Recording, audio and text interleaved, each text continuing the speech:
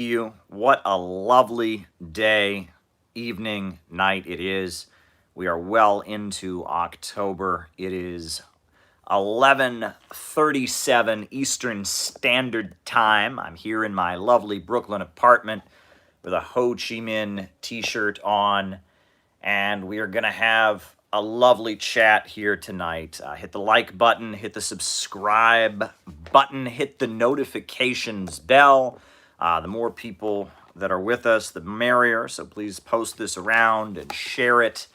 We're going to have a nice conversation. Yes, we are. We are definitely going to have a nice conversation here tonight. Welcome, everybody.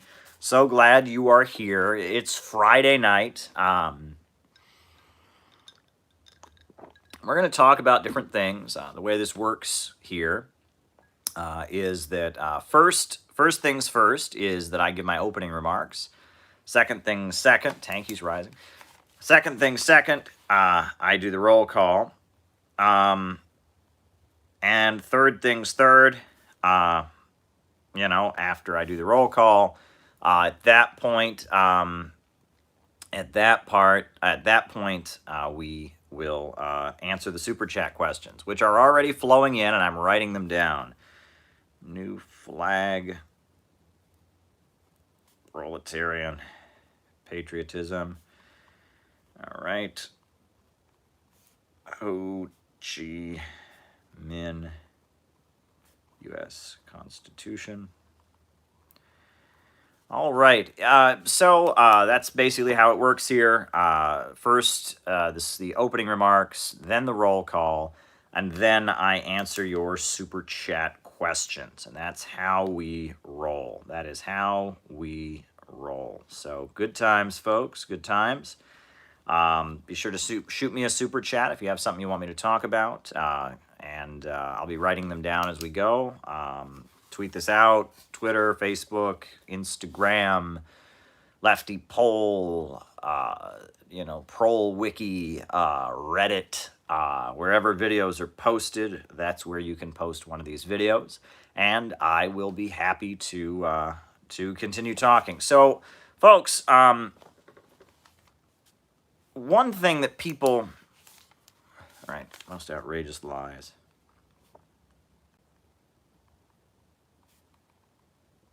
About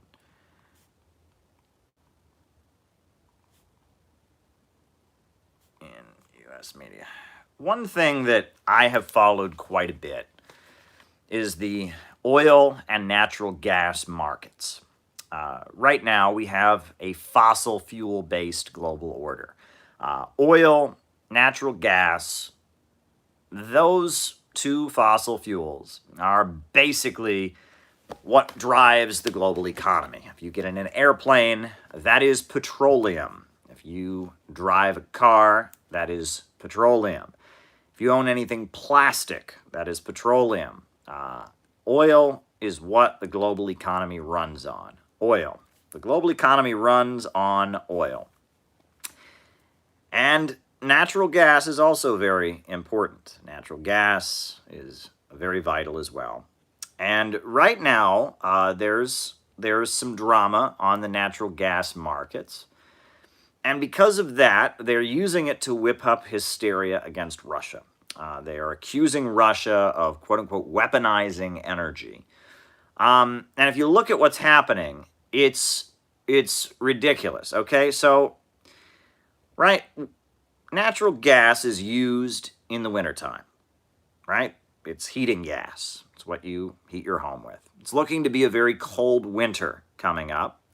And because of that, the demand for natural gas is going to be especially high. And as Europe is anticipating a colder winter, and as there is a global pandemic that has caused a slowdown, there was some concern. But luckily, Russia, I don't know what happened there. Luckily, Russia has created the Nord Stream 2 pipeline, and they are supplying natural gas to Germany with the Nord Stream 2 pipeline. And Russia is actually going to increase the amount of natural gas it sends to Europe. So basically, because of the upcoming cold winter, because of the concerns that there would be not enough natural gas to go around. All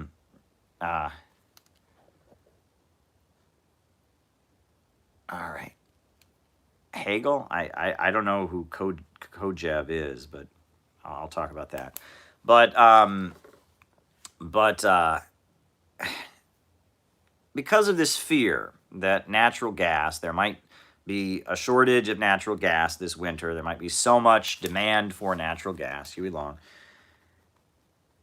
the price of natural gas went up. It shot up earlier this week.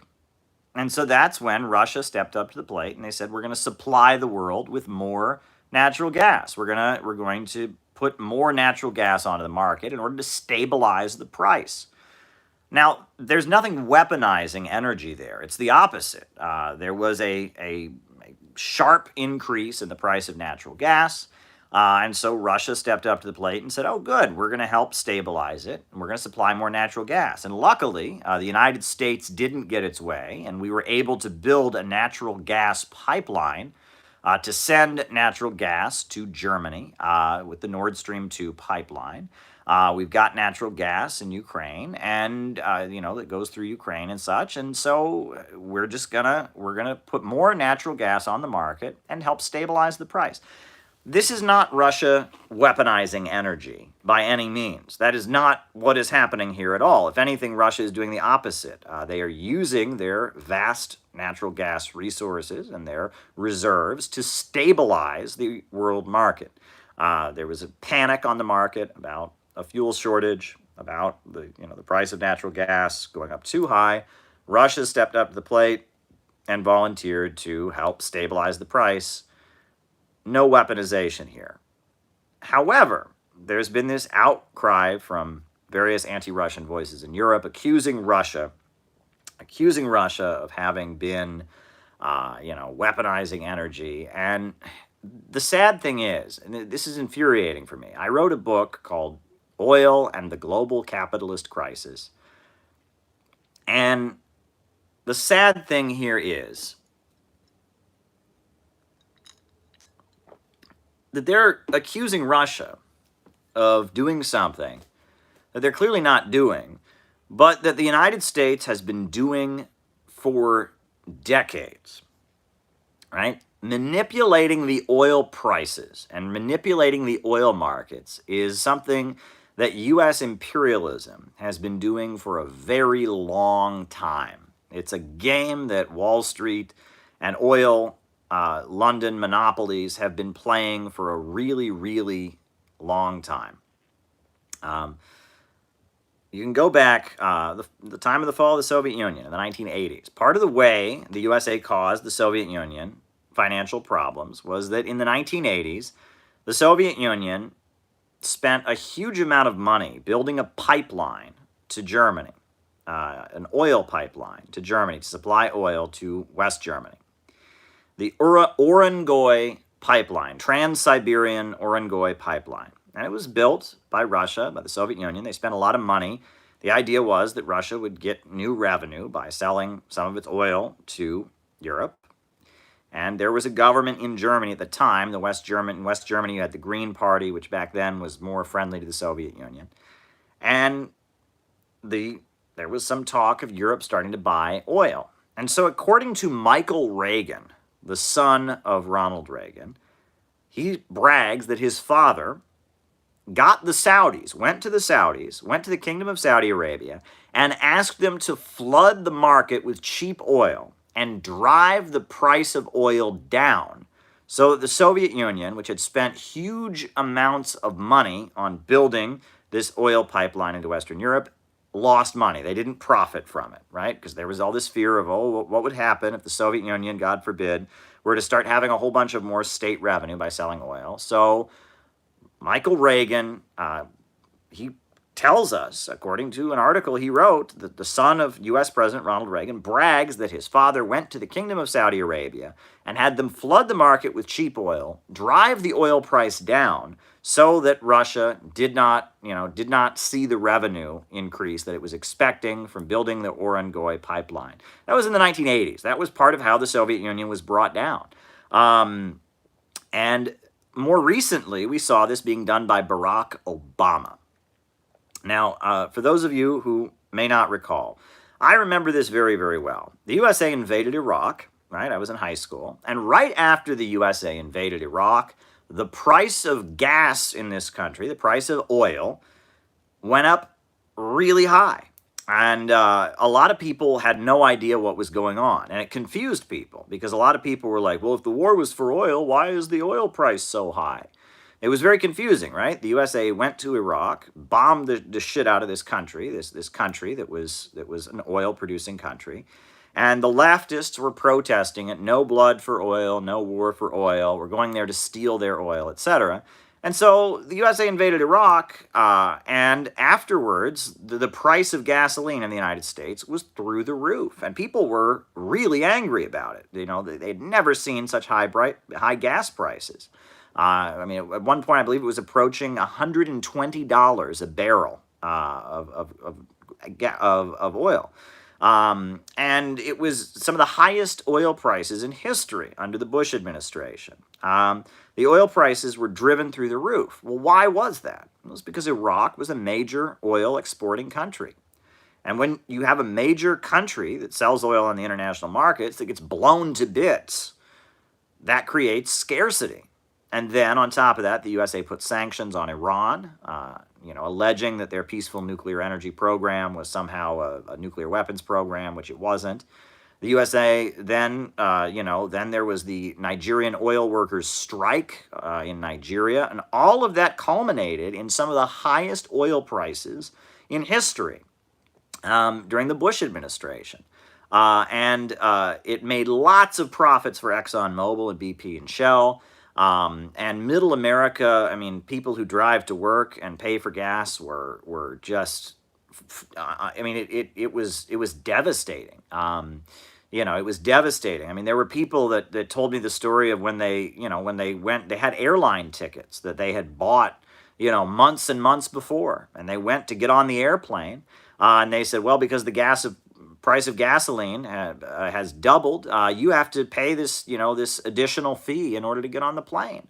And people, in order to get on airplanes, they had to, pay additional fees to make up for the cost of oil. The price of oil, these skyrocketing oil prices from the Bush administration, they went up. At the time, Donald Trump, who was not, running for president at the time, he was just an obscure, figure. He talked about how, if he was president, he would call them up and say, you get that price down, you get that price down. He said, but nobody calls anymore. We don't have tough leaders. Donald Trump wasn't president. He wasn't running for office, but he gave this interview. He gave this interview way back when he was talking about how, the job of the president is to manipulate, is to control the oil prices. So that was the Bush years into Obama, very high oil prices. The bombing of Libya, 2011, gas prices are still very high. But then, after the destruction of Libya, all of a sudden, 2013, 2014, suddenly the oil prices dropped. And they dropped very dramatically in 2014. The oil prices just crashed. And it was pretty shocking, the oil prices. You could buy, at that point, a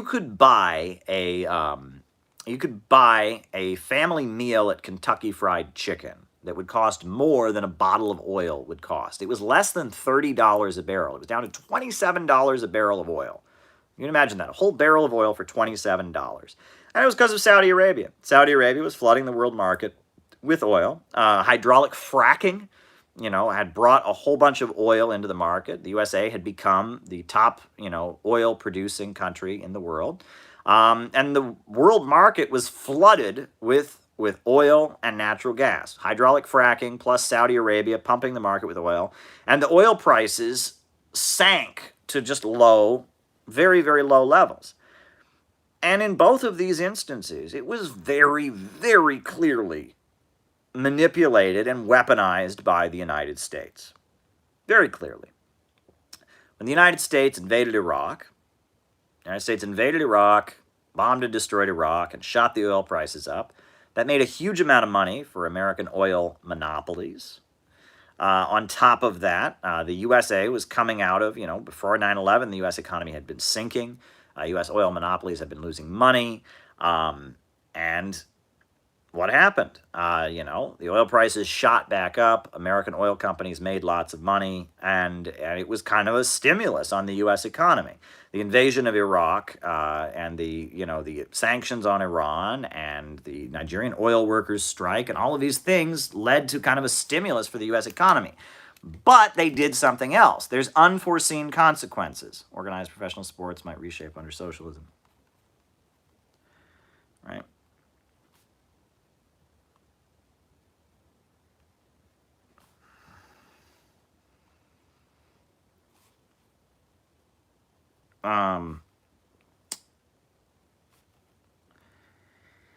There were unforeseen consequences, which was, at the time, after 9/11, USA invades Iraq, the oil prices start shooting higher and higher and higher.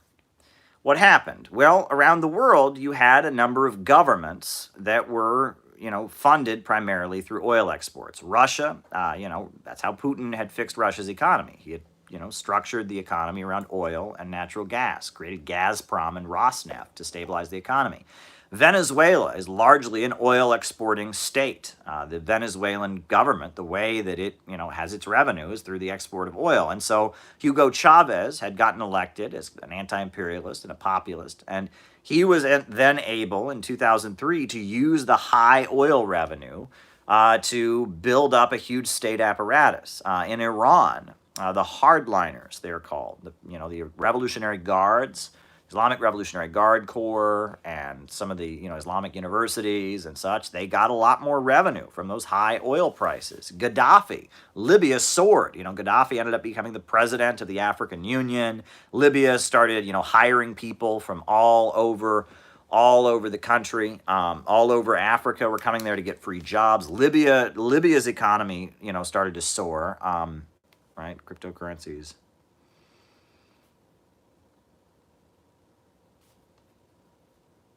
Salvador, Amazon, land back. And as a result of all of this, right, Bolivarian socialism got stronger with more oil revenue.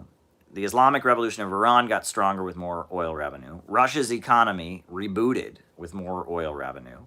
And Gaddafi and Libya got stronger, and the Islamic Socialist government of Libya got stronger, and it resulted in a number of the geopolitical rivals of the United States who have revenue coming in from oil. It resulted in them seeing a significant increase in their revenue, and you ultimately had the situation where Hezbollah, which is a religious political group in Lebanon, labeled terrorists by the United States government. They have a lot of influence in Lebanon. They have whole neighborhoods that are loyal to them. They have a large section of the country that's loyal to them. When Israel invaded Lebanon, Hezbollah kicked Israel's ass, right? I mean, Israel invaded Lebanon, and Hezbollah drove them out, the 2006 war. And Hezbollah is very much sympathetic with the Islamic Revolution of Iran. It is considered to be an Iranian-aligned religious and political group. And Hezbollah became the heroes of all of the Arab world. All the Middle Eastern, all the Muslims of the world were cheering for Hezbollah. I remember because I went to protests that happened in Washington, D.C., Palestine rallies that happened when Israel was invading Lebanon. And there were thousands of people, from all over the United States chanting, "Long live Hezbollah, long live Hezbollah." Hezbollah, because they drove out the Israeli invaders. They were considered the heroes of the world. And, the Hezbollah aligned with Iran, Iranian state oil revenue increasing. Right, Khmer Rouge, how do you call it? Iran was increasing its influence around the world. And, Shia Muslims and Shia revolutionaries who were sympathetic to Iran were having, more resources to promote their views and such. In Latin America, the Bolivarian Revolution of Venezuela spread to Bolivia. You had Evo Morales getting elected. You had the Sandinistas back in power in Nicaragua. Russia, suddenly their economy was back. Their industrial output was back to Soviet levels. The living standards in Russia increased very dramatically during the early years of the 20th century, the first decade of the 20th century, all because George W. Bush was driving the prices of oil up. What George W. Bush did, invading Iraq, destroying a country that was a major oil exporting country, bombing it to bits, driving it off the oil markets, had the results of driving the oil price very, very high. And it was a bailout, basically, to ExxonMobil, BP, Shell, and Chevron, the four super major oil companies that dominate the U.S. economy. They all got huge amounts of money, their profits vastly increased because of that, because the price of oil was increased by U.S. foreign policy.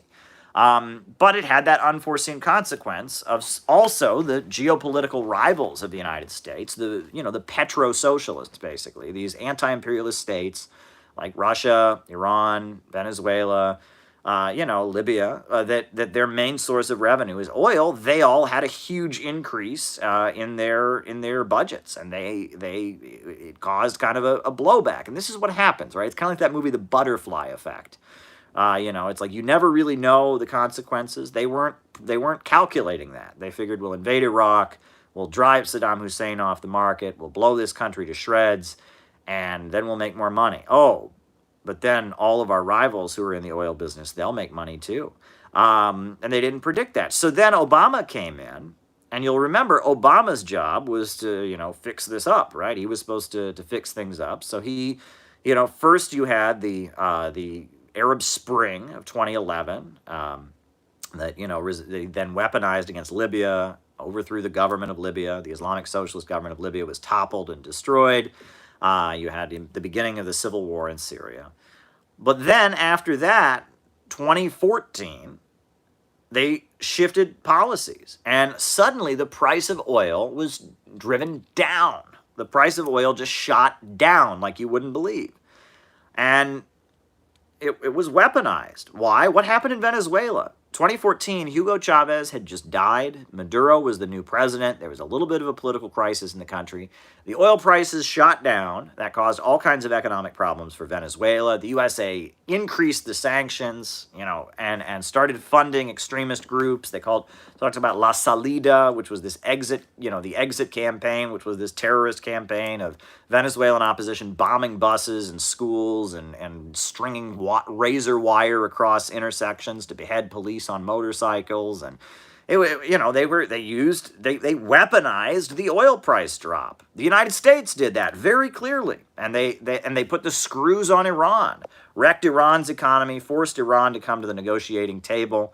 What else did they do? It hurt Russia very significantly. The oil price drop was definitely weaponized by the United States, just like Michael Reagan weaponized it. But furthermore, the oil price drop had a political end. There was a political end to it too, because at this point, the way U.S. politics is set up, in the Democratic Party, you've got Silicon Valley, and you've got the big oil monopolies, Chevron, BP, Shell Oil, and ExxonMobil, and as well as, Facebook and Microsoft and Twitter and, Silicon Valley, the tech monopolies, as well as the big super major oil companies. They're the Democratic Party. That's who they're with. They're the mainstream of the Democratic Party. Jeff Bezos, who else? Who else is there on Silicon Valley? Bill Gates. Who else? Eric Schmidt, Tim Cook of Apple, right? Those folks are Democrats. Who are the Republicans? The Republicans tend to be military manufacturing corporations, number one. And the Republicans, thank you, Third Rail, and the Republicans also tend to be fracking companies. The Koch brothers, right? The Koch brothers are heavily involved in fracking. Koch Energy, Noble Energy, Devon Energy, right? The fracking cowboys, they called them. And fracking really took off in the United States as a result of those high oil prices from the Bush administration. It was the Bush administration that really, with driving the oil prices up, made hydraulic fracking profitable and enabled all these little tiny oil companies that are, rivals of the big super major oil companies. It enabled them to kind of gain some political ground. So the Tea Party, was very much funded by fracking money. The Koch brothers, and the oil price drop of 2014, it sunk the fracking cowboys. In fact, one of them committed suicide. He drove his car into a wall. So it was like by Obama dropping the oil prices, he could wage economic warfare against Venezuela, wage economic warfare against Iran, wage economic warfare against Russia. But at the same time, he could also wage warfare against his political rivals, against the Republicans, right? The Republican Party was very much the party of the fracking companies, who were, suffering. He talked about, as a result of the fracking situation, and there were states, like North Dakota, where there was whole towns that had sprung up, fracking towns, because they were just going there for the oil. And those towns closed down because it wasn't profitable anymore. And all across the red states, a lot of these fracking companies and frackers were just devastated by Obama's low oil prices. So Obama wasn't just using the oil price against international rivals, he was using it against domestic rivals as well. It was about trying to put the Republican Party out of business. So the weaponization of the oil market certainly goes on. I mean, there's no question that it goes on, but it's something the United States has been doing for years. It's been doing this for years. Absolutely been doing this for years. No question about it. I mean, this is a game the United States has been playing. But let me add, when Obama dropped the oil prices, there were also unforeseen consequences. Who benefited from it? Well, not Russia, not Iran, not Venezuela. China. China benefited from it. The low oil prices, you have to remember China's an oil importing country, not an oil exporting country. And China was able to get the oil it needed to keep its industrial economy going at a much cheaper price. And so China benefited from Barack Obama's oil price drop. And it enabled China to, get its economy moving even further ahead. There was a huge amount of growth in China. So China benefited from Obama's oil price drop. When they play these games, with the energy markets. At the end of the day, some people benefit and some people hurt. And Donald Trump knows this. You can go back and read that interview he gave in 2008 where he said, I used to be the president said, get that price down, but nobody calls anyway. This is the job of the president. The president of the United States manipulates the oil markets. It's what they do, right? It's not a secret at all. They did it against the Soviet Union. They did it, Obama did it, and so now, there's going to be a cold winter coming up. There's been low demand for natural gas. The economy slowed down with the pandemic.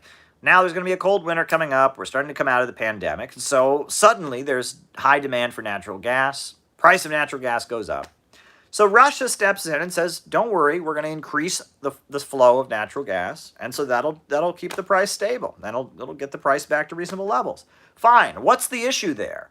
The issue is they don't like Russia being able to do that. They want the world economy to revolve around them, right? Russia's not supposed to have that power, right? I mean, in Russia, they're using the power responsibly, right? I mean, they're doing the right thing. They're stabilizing the price. But it's supposed to be Wall Street who does that. It's supposed to be Obama and Trump and Biden who get to do that. The fact that Russia was able to have that kind of impact on the price, and the fact that the price of natural gas depends not on the actions of Wall Street, but on the actions of Russia, that drives them up the wall, right? Now, for those of you, Brian Berletic, yeah, for those of you who may not be aware of it, and you may not be aware of this, but so the Nord Stream 2 pipeline, Germany, they want to buy natural gas. They want to import natural gas to Germany. And Russia is right there on their border. And the United States is on the other side of the planet. And so it makes sense for Germany to buy their natural gas from Russia, not from the United States. The United States is on the other side of the planet. The natural gas they would buy from the United States would cost a huge amount more. But the natural gas from Russia is just over the border in Russia. So Germany and other European Union countries decided that it was necessary. It was necessary to build a new pipeline called the Nord Stream 2 pipeline. And the United States went all out against it. The Obama administration and the Trump administration, they put sanctions. They did everything they could to crush this Nord Stream 2 pipeline. Well, they couldn't. They didn't succeed. The Germans went ahead and bought the natural gas anyway. And the result of that has been that Russia now has a bigger share of the European natural gas market. And that is something the U.S. imperialists can't stand. Every ounce of oil that folks buy from Russia is an ounce of oil they're not buying from the United States. All the natural gas people buy from Russia, they're not buying it from the United States oil companies. This is about competition, right? Whoa.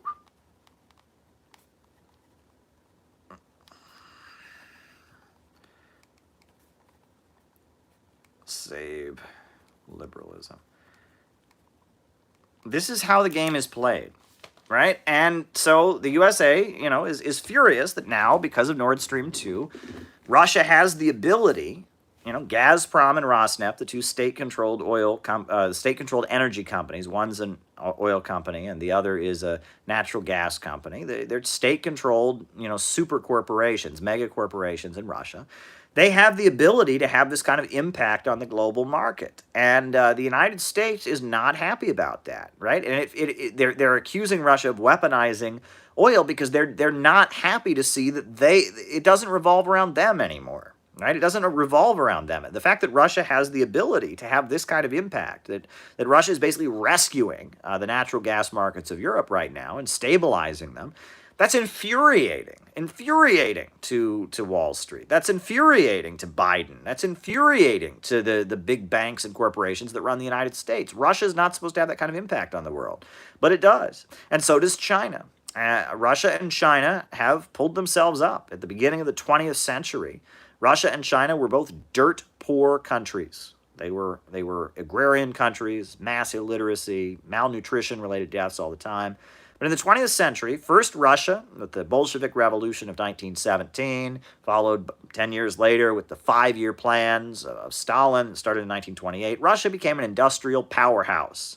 And then it defeated the Nazis, and it invented space travel, and you had the fall of the Soviet Union that was a setback. But since then, Russia is a major economic power, right? It didn't used to be. It used to be very, very poor. But through the 20th century, Russia moved to become an economic powerhouse with socialism. It was with state central planning that Russia became an economic powerhouse. It was with those 5-year plans that they electrified the country. They wiped out illiteracy. They brought running water to the whole country. They built a modern university system. I mean, it was with socialism that Russia became an economic powerhouse, strong enough to defeat the Nazi invaders.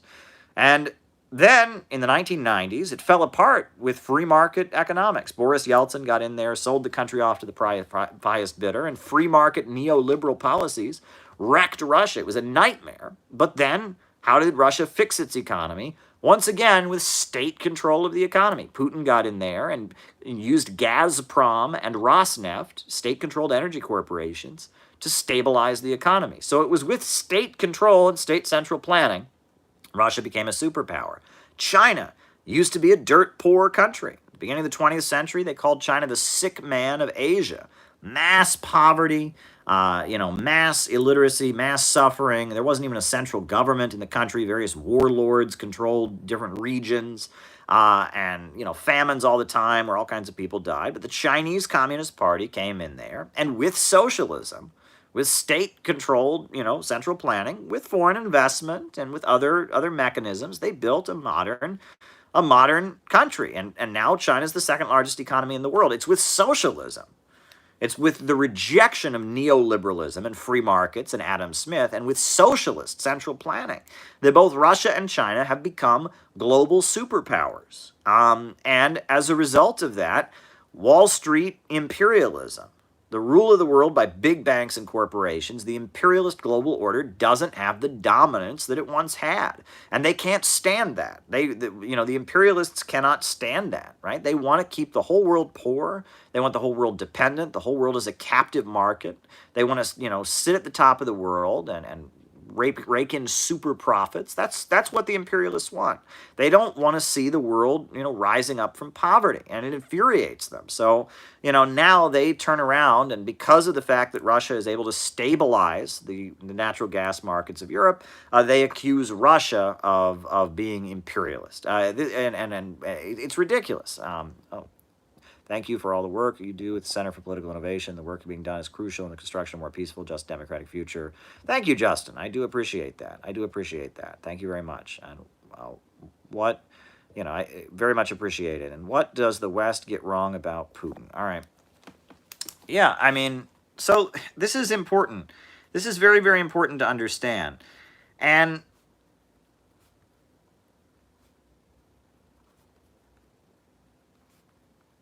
so, if you want to understand the oil and gas markets, you have to see it that way. And so now we're in a situation where Biden is back in. We're dealing with a huge amount of inflation, and the economy is very unstable. And we're coming out of the pandemic. China's economy is soaring ahead. The rest of the world is kind of gradually coming back on. And now it seems like there's been this shift because the oil price drop under Obama strengthened China. Now it seems like there's a pivot to focusing on China. It's interesting to see how much continuity there is between the Trump administration and Biden, right? We're supposed to think that Trump was just an outlier, right? Trump was just an outlier in U.S. foreign policy. Trump was this crazy guy, this crazy maverick, but now we're back to normal. Trump's foreign policy has continued, right? Trump ripped up the Iran nuclear deal. Now, you'll remember, back up, that the Obama administration put sanctions on Iran, threatened Iran, caused economic problems for Iran. Looks on U.S. as our healthcare system.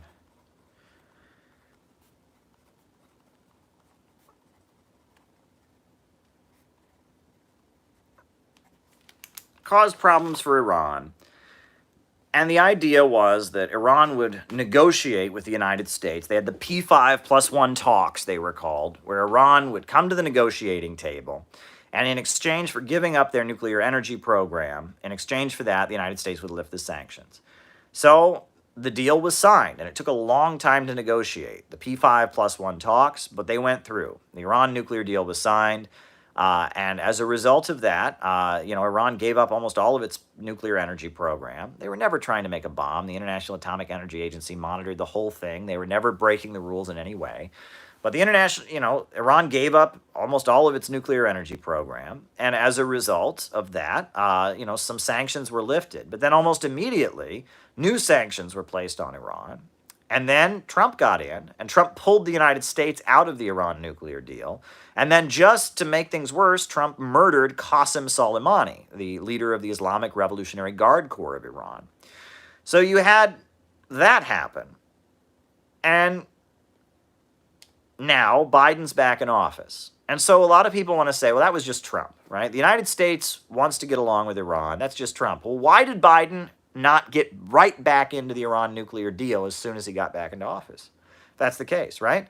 Obama, he established diplomatic relations with Cuba. Trump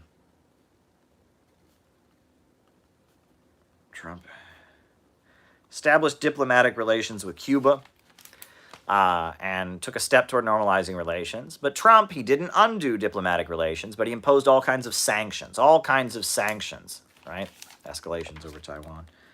All kinds of sanctions were imposed on Cuba under Trump. Now, again, if Trump was just a freak accident, wouldn't the first thing that Biden did when he get into office is rescind those sanctions? Didn't do it. Trump declared the Islamic Revolutionary Guards of Iran, the military of Iran, basically, to be a terrorist organization. He designated them as a foreign terrorist group. Well, again, if Biden if Trump was just an accident, right, and Biden, the first thing Biden would do was remove that designation. He hasn't done that. Meanwhile, one thing that Trump did is Trump shifted U.S. foreign policy to focusing on China. Trade war with China, demonization of China. Trump went after Huawei Technologies, the cell phone manufacturer, as a huge favor basically to Apple. Tim Cook, the head of Apple, is a friend of Donald Trump's, even though he's a liberal, he's a Democrat, but they got along with him. And so, they escalated. They had the USA going around the world demanding that countries around the world couldn't use Huawei Technologies for their telecommunications. And then on top of that, you had a situation where, the CFO, the chief financial officer of Huawei Technologies, was detained in an airport, right, in Canada, and the USA tried to extradite her to the United States for allegedly violating sanctions on Iran. All kinds of things, this was all done under the Trump administration. Well, again, Biden has gone along with it. Biden's speech that he gave, his joint address that was not a State of the Union, that speech he gave was focused primarily on demonizing China. China was the main opponent. And it seems like, this shift to focusing on China as the main enemy has continued with Biden. The rolling back of any improved relations with Iran has continued with Biden. The rolling back of any improved relations with Cuba has continued with Biden. Biden, he hasn't moved the embassy, the U.S. embassy, from Jerusalem back to Tel Aviv. He hasn't done that. The Biden administration, if you see it, they are very much continuing everything that Trump did in terms of foreign policy. This is still Trump in terms of foreign policy. There's a lack of Twitter diplomacy, right? You're not seeing the crazy tweets. But basically, Trump's foreign policy is continuing, right? And Trump, will remember, before Trump became president, he took a phone call from the president of Taiwan. And that was a very big deal because the United States doesn't recognize the government on Taiwan. It recognizes China, the People's Republic of China, as being the government there. But Trump wasn't president yet, so it wasn't technically the United States recognizing Iran. But before Trump took office, he took a phone call from the president on Taiwan. That was huge. That was a huge deal. That was sending a message to China that the United States might not recognize Taiwan as being China's anymore. That's huge. That was a huge deal, right? And U.S. arms sales to Taiwan vastly increased under Trump. Biden's continuing all of that. All of these things are happening. So if there was some difference between Obama and Trump and now Biden, I'm not seeing it. It seemed like under Obama there were some differences, but the Biden administration is very much continuing Trump's foreign policy. Now, economic policies are very different, obviously, domestic economic policies. Biden is very much trying to fix things up, but there's so much confusion over this infrastructure plan and what it really means. We will see what actually ends up getting done. People have looked at this infrastructure proposal from the Democrats that privatizes a huge amount of the infrastructure of the United States. It's kind of an anti-union piece of legislation, and there's a lot of frustration there. But I guess the point that I'm making is when they accuse Russia of weaponizing the energy markets, they're just way off. They are just way off. They couldn't be more wrong. And it's such a misrepresentation of what's going on here. If you look at the objective reality of how these events are playing out, the United States, Britain, they've been weaponizing the energy markets and all kinds of other markets for a very long time. And as a result of that, the world has been staying poor. And now that Russia and China have pulled themselves out of poverty and have more influence in the world, they can have an impact on these markets also. And they don't want to face that reality. They talk about unipolarity versus multipolarity, right? Those are big terms. Unipolarity means there's one pole in the world. The whole world orbits around one country. Unipolarity. But then multipolarity means there are multiple powers in the world. Multipolarity. Well, we are already living in a multipolar world. Russia and China have influence. They are very big countries. They are superpowers, and they are industrial powers, and they are economic powers. They're they're exporting powers, right? I mean, China exports, technology mainly and industrial stuff, steel. Russia is an energy exporter. I mean, we live in a multipolar world. Russia and China are going to have an impact on the global market, and that's just something people have to recognize. And the U.S. government is not going to have the ability to just kind of set the terms for the global economy like it once did, and that's just a fact that the Wall Street imperialists are going to have to recognize. The world is slipping out of their fingers. Taiwan is like the Confederacy, right? Taiwan, like the Confederacy. So I just wanted to make all those points. That was the way I thought I'd open up about the energy markets and oil price manipulation and all of that. So, that's how we'll do it. Putin's Russia type of Bonapartism, right? A lot of questions tonight. Type of Bonapartism. So I guess since we have a lot of questions to get to tonight, we'll just jump into the roll call, and I'll call you out as I see you, names and locations. And then from there, after that, I'll answer these super chat questions because there's a lot of them to answer. So, all right, names and locations. Micah in Las Vegas. Shout out to you, Micah. That's the first name I see. Ryan in Oakland. Nate in Chicago. Welcome, Nate. Zach B. from Richmond, Virginia, Mississippi, Springfield, Missouri. Calvin from Saskatoon. Frank in Rhode Island. Chrissy from Glendale, California. President Jesus from Los Angeles, Wisconsin. Enoch, Australia. Hotel in downtown Los Angeles. Chaya, welcome. Ben in Denver. Robert from Hawaii, Florida. Caleb, you should get someone to write down these super chats. Wow, I don't have a personal slave. I can just do that. I'm here in my apartment by myself. I don't have, someone I can just, order to do that on my behest. I don't have a personal secretary or anything like that. But thank you, though. I do appreciate the suggestion. Rees from Adelaide, Australia. David in China. Cincinnati. Iron Forge. Kieran from San Diego. Starcraft, a fellow New Yorker. Ash in Oakland. John Whitty in Houston. Very, very good. Michigan. Cleveland Pirate Alex. Justin Simons in SoCal, Southern California. Shout out to you, Justin. Bill in Los Angeles.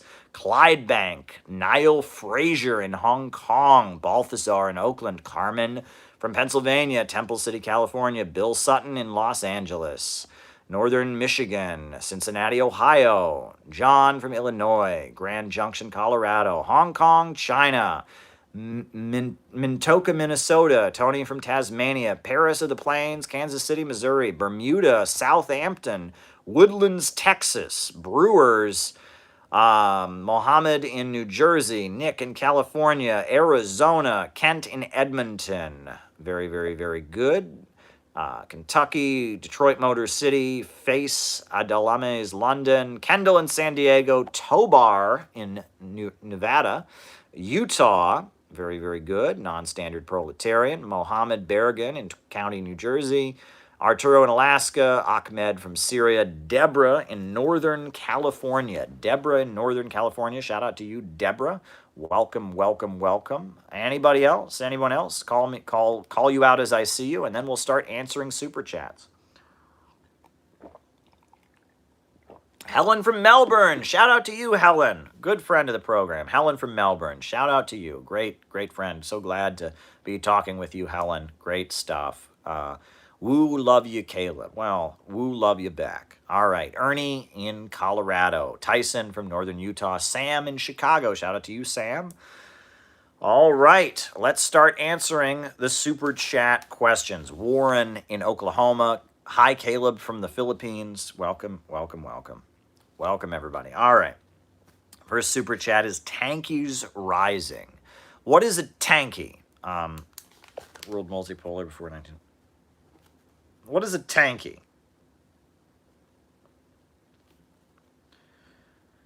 Well, the term tanky was originally used in the British Communist Party. In the 1970s, 1978, you had the Italian Communist Party, the Spanish Communist Party, and the French Communist Party signing a declaration denouncing the Soviet Union, saying that they did not approve of Soviet foreign policy. And at that point, they began to refer to them as the Euro-communists, so the Euros. The French Communist Party, to this day, is a very much a kind of social democratic group. They supported U.S. intervention and French intervention in Libya. They supported French bombing of Mali. They oppose neoliberalism. They're very pro-labor union, but they're not identified very strongly with ML. They're considered to be more of a social democratic group, right? They're, the Italian Communist Party has at this point dissolved. I believe there's something left of it called Democratic Left. And the Spanish Communist Party, there's various factions. It's broken up into a number of factions. But at that point, those three major parties, which all had millions of members, the Italian Communist Party, the Spanish Communist Party, the French Communist Party, all signed a document in 1978 opposing the Soviet Union and were thus labeled Euro-communists. And the global communist movements, the communist parties, the Soviet-aligned communist parties of the world, began to divide between Euros, and those were people that were sympathetic to the Euro-communists, and people that were still remained loyal to the Soviet Union. And those who remained loyal to the Soviet Union were labeled by their detractors as tankies. The idea was U.S. television, the way Soviet military interventions were portrayed was with big, giant tanks that roll in and crush dissent and all of that. That's how Soviet military interventions were portrayed. So if you were not a Euro-communist who had denounced the Soviet Union, that made you a tanky because you were supporting the big, evil Soviet Union with their tanks, Darth Vader music and all of that. And in the British Communist Party, it became a slur because they were divided. Now, interesting, the Communist Party of the United States was always a quote-unquote tanky party. There was never a Euro-communist faction. The Japanese Communist Party went pretty solidly into the Euro-communist camp. Rogan, what's IDW politics?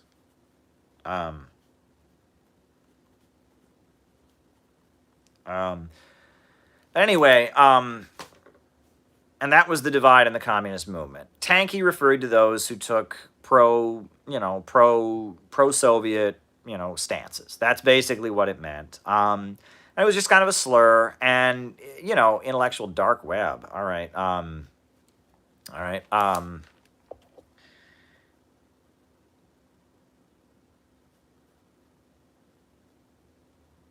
So it was just kind of a slur that was used. And they used it against the Workers' World Party. They were labeled tankies or tankists or whatever. It was used against, various hardline parties around the world. And it was just a slur, but it was among like leftists, among Marxists, and it was kind of an obscure slur. It was really among MLs, right? It was a term that Trots used for people they didn't agree with or whatever. It really took off with the internet, with the rise of social media, communist Twitter, communist Facebook groups, and pretty soon there were Facebook groups. I think there was one shit tankies saying, and tanky became this slur that was widely used. And suddenly I noticed that tanky. Some people took it to mean all kinds of crazy things. Like there was this group of like Maoists in New York City that were harassing. That were harassing Socialist Alternative and calling them, quote unquote, tanky trots. Well, tanky trot is an oxymoron as far as I'm concerned, but, and it was like, it was weird. It got to be really weird. Like some of these groups were trying to say that anyone who held on to the aesthetics of 20th century socialism or anyone who didn't denounce the Soviet Union, it got really weird. Tanky, the definition of tanky widely expanded. Will conflict over natural resources between Eastern Bloc and Western Bloc, Okay. All right.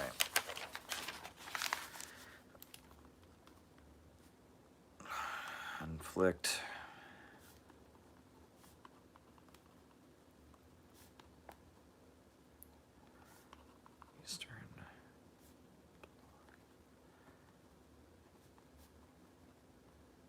Block. All right.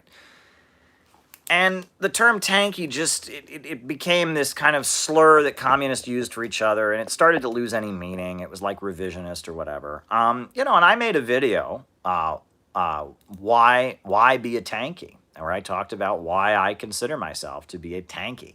And I've tried to own the term. I was thinking at one point of maybe starting a newspaper or writing a book or something like that, and maybe I will someday. But I made a point of trying to own tankyism, right, and just kind of own it. But yeah, tankyism is certainly rising. I've always argued that, the reason that I was always a tanky, I was never really, I flirted with things, but as I became solid in my political views, I was always a tanky, is because of this. In the United States, whenever you talk about socialism or communism, people always say to you, they always say immediately, they always say, oh, that's failed everywhere it's ever been tried. Where has communism ever worked? Where has socialism ever worked? And if your answer to that is, oh, sure, it's never worked anywhere, but we can get it right this time, you don't make any logical sense. If you don't challenge the history of the 20th century, if you can't stand up to those who say socialism never accomplished anything, it never improved anyone's life, it only made life worse, if you agree with what you get in a PragerU video about socialism, which you don't really have a leg to stand on, you can't really argue in favor of socialism. The way American political discourse is set up, if socialism failed everywhere it's ever been tried, what makes you think you can do it again? You have to say, look, the Soviet Union had big economic successes. China has had big economic successes. Cuba has had big economic successes. Libya under socialism had the highest life expectancy in Africa. You have to. You absolutely have to defend the legacy. You don't have to, say you support every policy. You don't have to, defend, the personality of Stalin. You don't have to deny gulags or anything like that.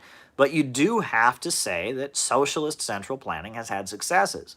And if you don't say that, you really can't be a socialist at this point, right? There's a clip of one of these right-wing guys, and he's being confronted by a Trotskyist, and he says, well, the problem with socialism was that it was contained. And I think, it's Charlie Kirk. He shoots back and he says, what do you mean contained? You tried it in Russia, you tried it in China, you tried it in Zimbabwe, you tried it in Afghanistan, you tried it in Romania, you tried it in Czechoslovakia, you tried it in... Socialism has been tried, folks, and it's worked. It has worked. It's raised millions of people out of poverty. And it's, it made Russia and China into economic superpowers. And it wiped out illiteracy in many, many different countries. And it modernized and industrialized countries. Cuba has a great healthcare system because of socialism. I went to Venezuela. I walked through neighborhoods where every single house had been paid for by an interest-free loan provided by the Venezuelan government with their socialist program. Bolivia, under Evo Morales, had the highest rate of economic growth in all of South America. There's huge economic expansion that happened because of socialism. Nicaragua has seen huge increases in the living standard of the population, wiped out illiteracy, huge poverty reduction, vast expansion of the middle class in Nicaragua, economic growth, all because of socialism.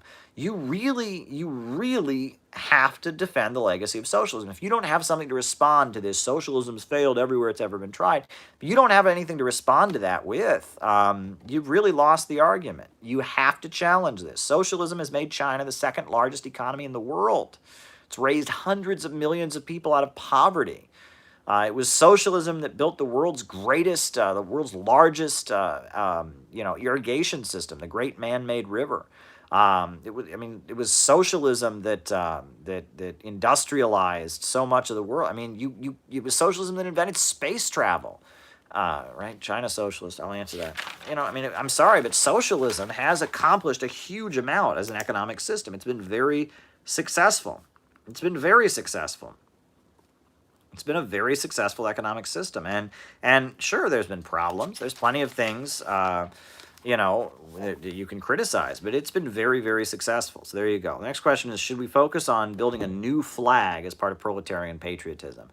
Honestly, I think that's jumping the gun a little bit, right? And that's, we got to be careful with that. One of these groups, they wrote a new socialist constitution for the United States. And, there's some groups that have very, very intricate plans for what the USA is going to look like after the revolution.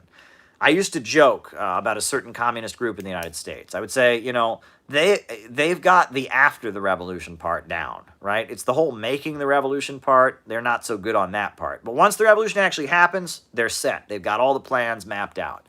I joke about that, but it's like, yes, I think there will be a new flag for the United States. I mean, how many flags have we been through already? And I mean, we're not going to have 13 stars and 13 stripes for the 13 colonies. And yes, as the USA moves towards socialism, it's going to have a better flag. It's probably going to have a better national anthem. I mean, it'll probably end up ratifying a new constitution, maybe. But that said, if we design one at this stage where there's not a mass movement, or I mean, it would just come across as kind of jumping the gun. It'll have to be, again, and that's why you can't draw out a blueprint for what the socialist society is going to be, because these kind of things don't come about as the result of us sitting here. It comes about as the result of struggle, of millions of people moving into motion and building new institutions of popular power. And if we just kind of sit here, it just turns into a LARP. It turns into a LARP, a fantasy role play or something, right? That yes, there will be mass movements that will emerge of the working class. There'll be popular assemblies and such, and it'll be among those millions of people that are in motion that new symbols that will be used in a new flag will develop. And, the elements of a new constitution that will be written, will develop. What is important right now, more than designing a new flag, more than, designing a new constitution, what's more important than that is coming up with a program, a revolutionary program, policy solutions, things that average people, if you said, this is what I'm for, they could see it happening, right? They could see it happening, things that they could see happening. Real policies they could see happening that challenge capitalist power. That is the most important thing. The development of a program demands, gulags, Skid Row, U.S. prison, and this is what folks are missing, which is that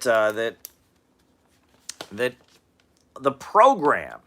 That's the basis of it. And I'll just quickly explain to you the program of the Center for Political Innovation. Step number one is a mass mobilization to rebuild the country economically, hire the unemployed, rebuild the United States, new infrastructure, new high-speed railway, new power plants, new water treatment facilities, new universities, new schools, new roads, a mass mobilization to rebuild the United States of America. Step number two, public control of our natural resources. Oil, gas, coal, timber, all the natural wealth of the United States should belong to all the people. It should be public property.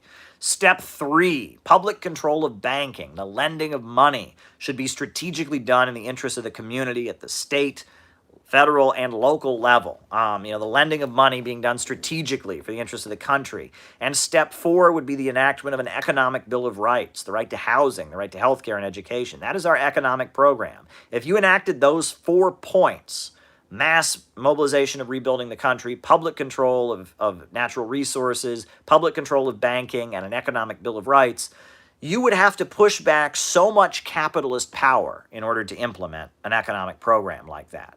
That basically you would have to take control of the government. The working class would have to take control of the government. And that you would have to push back the power of the big oil companies, the big banks. You would have to, have millions of people mobilized by the state to rebuild the country. You'd have to have, the enactment of an economic bill of rights. You would have to push back so much capitalist power to do those 4 things that we would be on the brink of a transition to socialism. And on top of that, to address the issue of climate change, we call for the construction of Fusion City. Right? We need an international territory to be created in the center of the United States, where all the greatest scientists from around the world that are working on fusion energy can come and combine their efforts, right, in a giant facility to defeat fossil fuels, the curse hanging over the economy. Fusion City must be built. That is part of our program as well. And to address the crisis of mass migration and the humanitarian crisis on the border, we want to construct the Sandino-Zapata Economic Corridor. We want to bring infrastructure, jobs, and education in an economic corridor from the southwestern United States, down through Mexico, into Guatemala, into Honduras, all the way down to Nicaragua. Bring economic development to Central America, raise people out of poverty, put the drug cartels out of business, give people real economic opportunities, and you will solve the mass, inflow on our U.S. border, right? So that's our program, right? It's our 4-point economic plan. It's 2 specific policies: Fusion City and Sandino Zapata Economic Corridor. That's a program. Those are things. Those are things that people can see implemented. That's not we overthrow everything and establish global communism. That's not the revolution, man, burn it down. No, this is real policies that we could see implemented.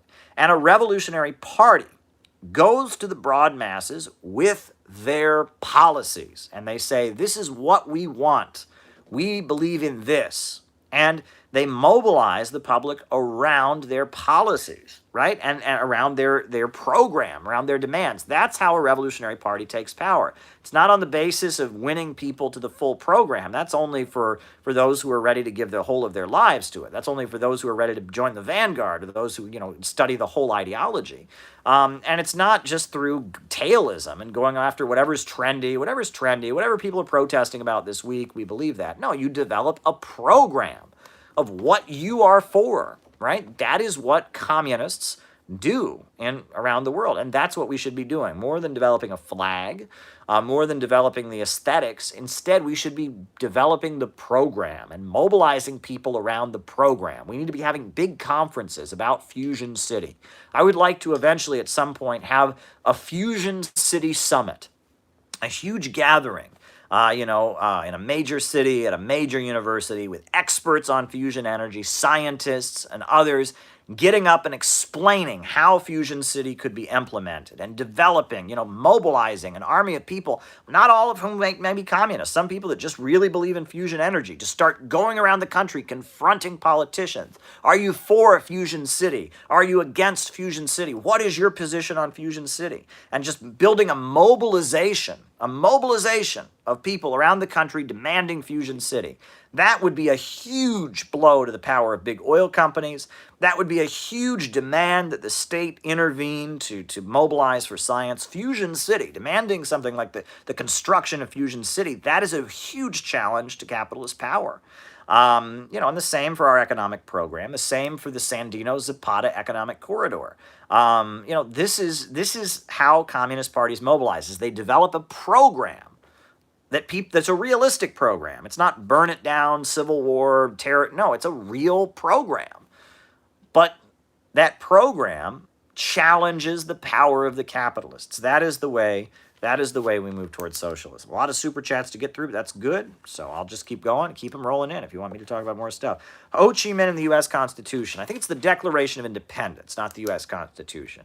That when Ho Chi Minh originally wrote the Declaration of Independence for Vietnam, it was modeled on the U.S. Declaration of Independence, and that was the time when Vietnam, was part of the global strategy of the Popular Front, right? Ho Chi Minh was a communist. The communists were key in the independence struggle of Vietnam, but they wanted to mobilize as many people in Vietnam who weren't communists around this program of independence. And so they wrote a Declaration of Independence modeled on the U.S. Declaration of Independence in order to mobilize the public and to present themselves to the international community to the broadest possible audience. They understood that, if independence for Vietnam was posed as, are you for full communism, or are you against it, they weren't going to get many people for it. But if they framed it in the terms of the independence of the country, they invoked the legacy of Jefferson, that would be a winning way that many people around the world could become sympathetic to Vietnam's struggle for independence. So there you go. That's what that was about. So there you go. All right. Next question. What are the most outrageous lies about socialist countries in U.S. media? I mean, the most outrageous lie that I've always heard, and I said it earlier on this stream, so I hate to repeat myself, is when people say there's never been any economic successes. It's never worked as an economic system. That is a lie. That is just a lie. It's so much the opposite. Socialism, state central planning, 5-year plans, they have been hugely successful in raising people out of poverty, industrializing countries, and all of that. Another one that annoys me is when we were in school, we always had to read George Orwell's, his book Animal Farm. And in the book Animal Farm, there's a character called Boxer the Horse. And Boxer the Horse is a horse, and he's supposed to represent the Russian industrial working class. And when he gets too old to work, It used to be under the old system that he got to run free. He got to run free in the meadows. But because he's too old to work, they sell him to a knacker who makes him into glue. And reading that, you would think that the Soviet Union exterminated all old people. As soon as they got old, it just exterminated them, right? That's what the implication is. Oh, he got too old to work, so they sold him to be turned into glue. The Soviet Union had a very low retirement age. It provided a very good pension to the elderly folks. They got to go on little vacations. For people who had lived under the Tsar and an agrarian economy, the retirement program of the Soviet Union in the 1930s, 40s, 50s, 60s, 70s, 80s was pretty darn good. And so that fictional story about barnyard animals, where they kill the industrial workers is when they get too old. I mean, that's such a lie. It's such a lie. And it's like the opposite. The Soviet Union took care of the older folks. So it's just, there you go. All right. Someone asked about someone who recommended Hegel. I mean, Hegel is an important philosophical thinker. Hegel, the father of the dialectic, the thesis, the antithesis, and the synthesis, contradiction, the history marching forward, the master-slave, the master-slave relationship, or I don't even remember. Philosophy is not my strong suit, folks. I'll be honest with you. I studied politics in college. I've read Plato's Republic more times than I ever want to. I've studied the Marxist political view very much in depth, but I've studied other viewpoints, fascism, liberalism, various perspectives. And on top of that, so then after studying politics, I moved into economics, teaching myself economics and psychology. And my understanding of economics and my understanding of psychology has greatly enhanced my understanding of politics. Politics is very surface level. It's about policy, politics, policy. But if you don't understand, there's political theory, there's public administration, there's opinion polling, and there's different, political philosophy, there's political, but at the end of the day, politics is very surface level. It's the nature of government. But if you don't understand the economic base and why the government is set up that way to serve the economic base, you don't really understand government. And that's what Marxism teaches us, right? That the economic base and superstructure, right? It's the economic base. Capitalism is the basis for the U.S. state and for, modern societies, right? And there's an economic base. And then on top of that, so if you don't understand economics, you can't really understand politics. And on top of that, if you don't understand psychology, you can't really understand mass political movements or what motivates people in politics. Psychology is extremely important. So my political knowledge has been enhanced now by an increasing knowledge of economics and an increasing knowledge of psychology. That said, philosophy is not my strong suit. I do know what dialectical materialism is. I can explain it. I am familiar with Friedrich Nietzsche. I've read Thus Spake Zarathustra, and I'm familiar with the Nietzschean perspective, and, I know some philosophy, okay? I don't know it in great depth. I don't claim to be an expert on philosophy. I've read some Hegel. I've studied some Hegel. I studied, his lectures on the history of Christianity. I found them to be very interesting and insightful. But at the end of the day, philosophy is not my strong suit. But Hegel is very important, right? Marx, you couldn't have Marx without Hegel. Marx was very much inspired by Hegel. Karl Marx was a left Hegelian. It's from Hegel we get the concept of historical progress and change through contradiction and the clashing of different forces and ideas. The dialectic, the clash of different forces leading to an advance, the synthesis. So there you go. Huey Long, that's quite a shift from Hegel. Huey Long was the governor of Louisiana from 1928 to 1935 when he was shot. And they called him the Kingfish, and he was a populist politician. He was not a Marxist, but he was a populist. And Huey Long, it's interesting because he was not a communist, right? He never called himself a communist, but his opponents considered him to be a communist. They wrote, a lot of cartoons, had him with a hammer and sickle on himself, and he was a friend of the black community. In fact, his political career started by fighting the Ku Klux Klan, right? Louisiana, it was the Jim Crow South. But Louisiana, unlike most southern states, has a large Roman Catholic population.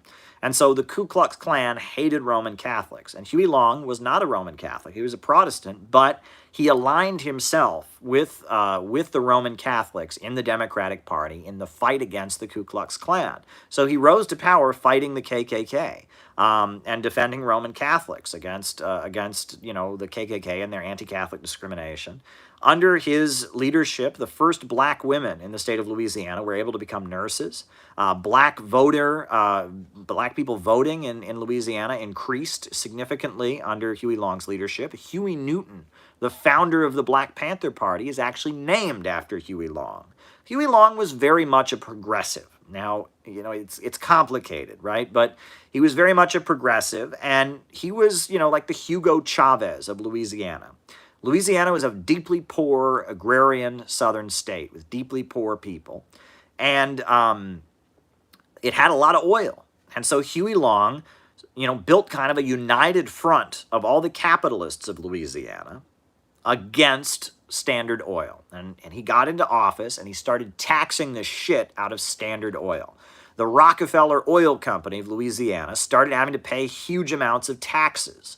And he used that tax money to improve people's lives. He paved the roads of Louisiana. He wiped out illiteracy in the state of Louisiana. For adult illiteracy was all over the state. He wiped it out. He built new schools. He gave textbooks to the kids that didn't have textbooks in their schools. The state was too poor. He gave all the kids textbooks in their schools. Paved the roads. He built all kinds of bridges. And he started a national movement. He was so popular because he did so much to improve the living standards of working people in Louisiana. He started a national movement called the Share the Wealth movement. And it was basically a call for something similar. It was like a mixed economy. He was going to basically have it that you couldn't own more than 1 million shares of stock in a company, and the state would own the rest of the shares of stock. There would be a cap on personal wealth, and in order to do that, he would make sure that every American who was working was able to have a home and the comforts of a home. It was a populist program, the Share the Wealth program. And what's funny is he made clear he did not consider himself to be a socialist. He believed, and he didn't consider himself to be a communist. And when he was confronted about being a communist, they'd say, "Oh, you want to share the wealth? That's when you want to share the wealth, I'm writing it down. That's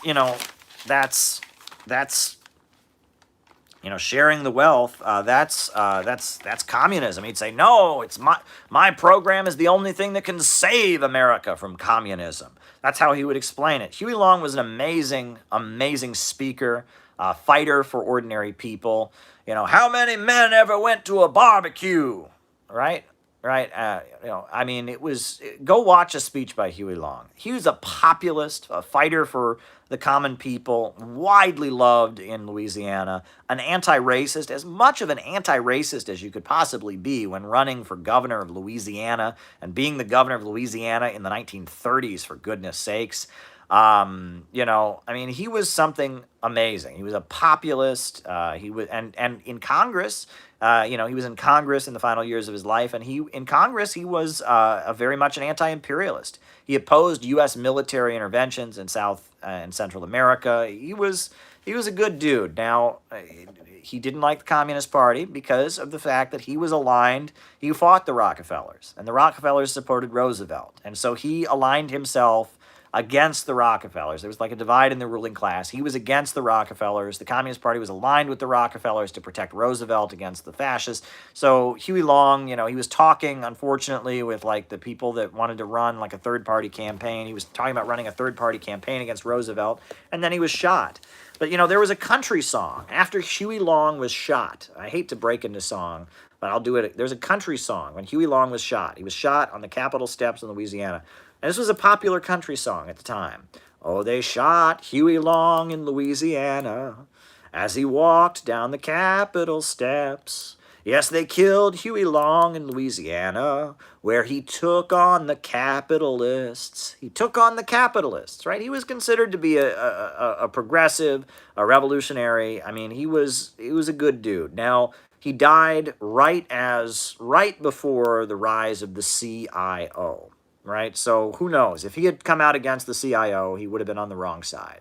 But if he, imagine if the rise of the CIO had happened, if the sit-down strike wave had happened, and Huey Long had supported it, and had somehow had the common sense to support the labor unions, who knows what could have happened. But Huey Long, there's parts of him, he never became a full communist, and his labor union credentials weren't there. He was the governor of a rural state. There wasn't much of a labor movement in Louisiana. He was a champion of the farmers. He was a champion of low-income farmers and the rural poor. He fought for the rural poor people of Louisiana. That's what he did.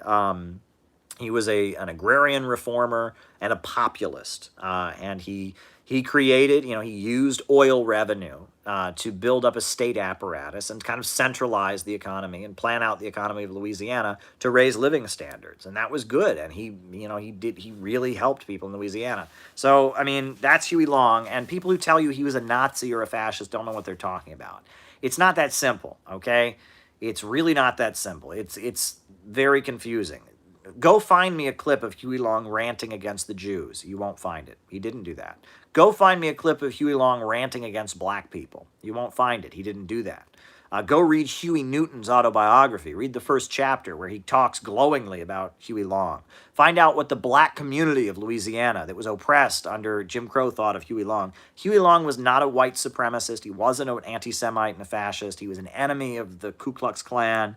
He fought for oppressed people. I mean, he was in politics and he made a lot of compromises. He never became a full communist, but Huey Long was a progressive. And that's the kind of thing we should study.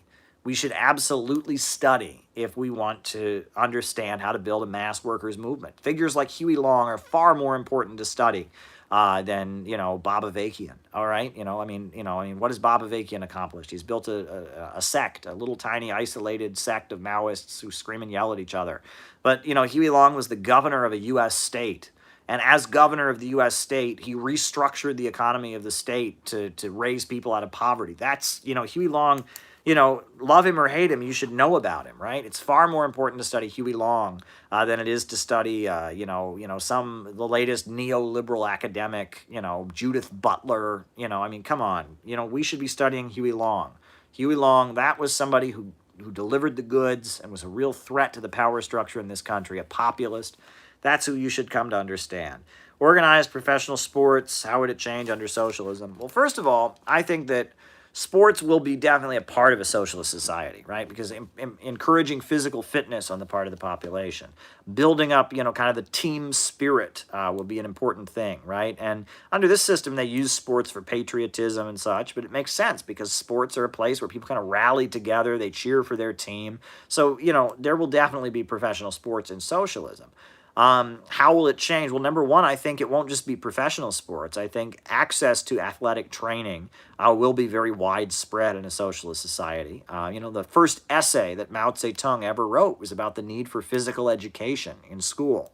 And how it's important to start school days with exercise. And the experience of exercising in groups is something that socialists do all around the world. If you go to like a socialist conference, a socialist gathering around the world, they'll all be exercising in the beginning of the day together. And it's a really amazing kind of experience to be in a group of people who are all exercising together at the same time. It's very invigorating to really be part of a group, right? It's kind of what I talked about in the recent live stream about giving up yourself, right? When you can be part of a mass movement. You don't have to just be an individual at odds with everyone else, comparing yourself to everyone else, but to give yourself to a mass movement, to feel like you belong, to be in a crowd of people that are together exercising for their strength and chanting the same slogans and all of that.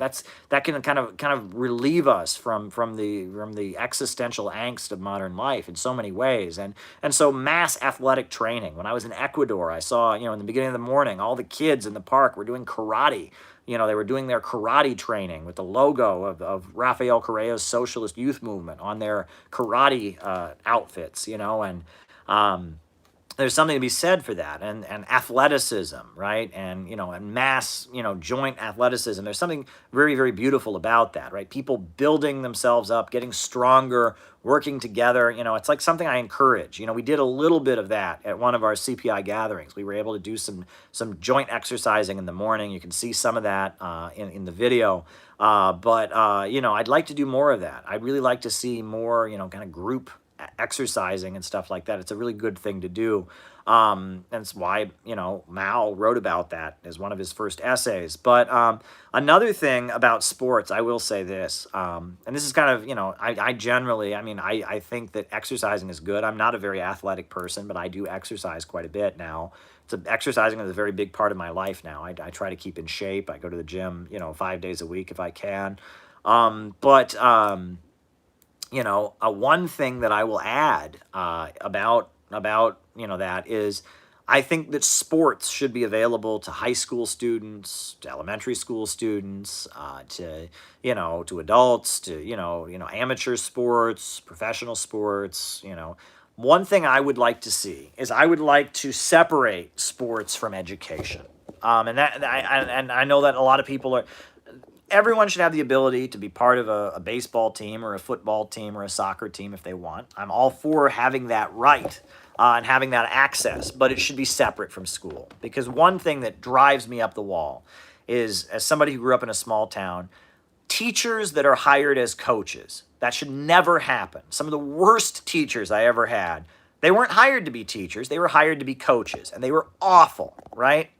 Athletic coaches should be paid full-time to be athletic coaches. Get them the hell out of classrooms.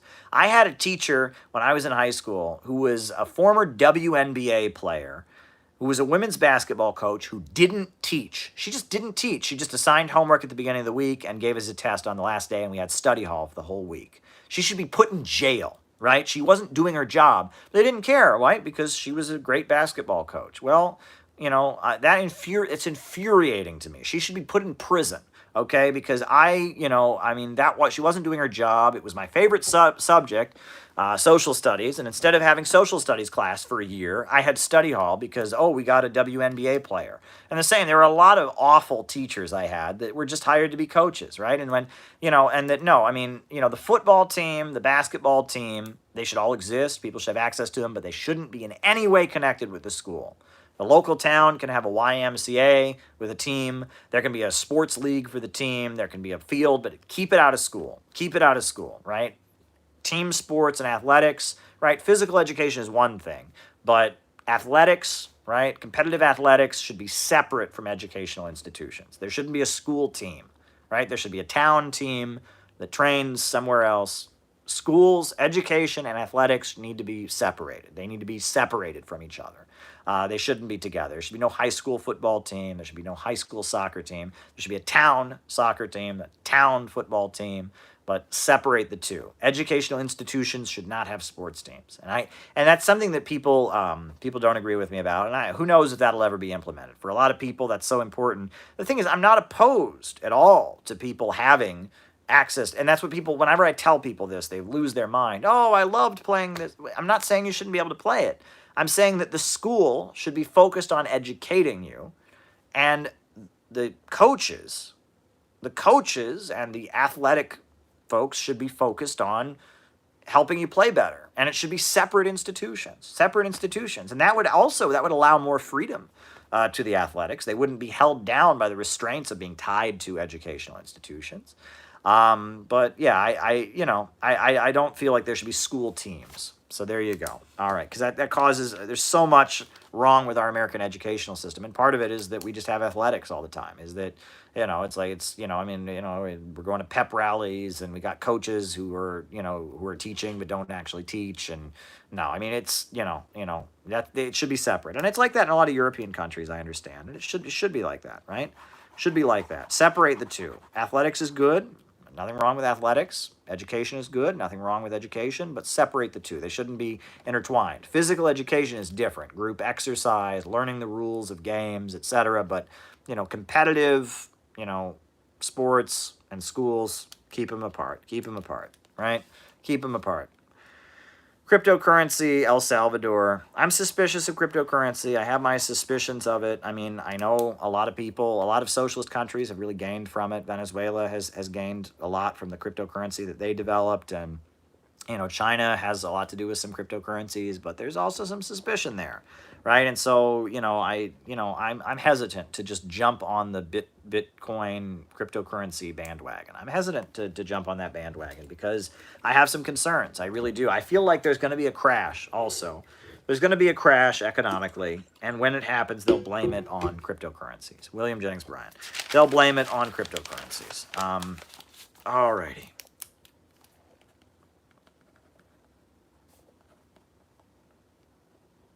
Brian. All right. All right. Amazon and land back. Check out Peter Coffin has published a whole lot about that. He's published a whole lot about that, and so has Fox from Space Commune Podcast. That's where you can find good information on Amazon. Jeff Bezos and his support for this land back stuff. The definition of land back changes in every argument. Every time I argue with it, it means something different. But I always have to agree with it. No matter what it is, I have to agree with it, or else I'm an evil racist. But actually knowing what it is changes. If land back just means self-determination and the right to independent territory for indigenous groups and reparations, then I support it.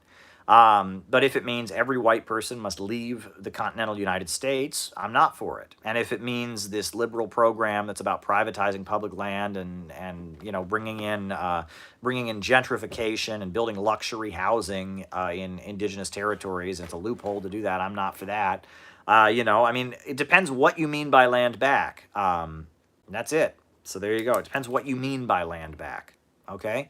If it's self-determination and reparations, I'm obviously for that. And that's what if people ask, what's your position on decolonization? I always say I'm for the right of an independent territory for any, group within U.S. society, historically colonized and oppressed group.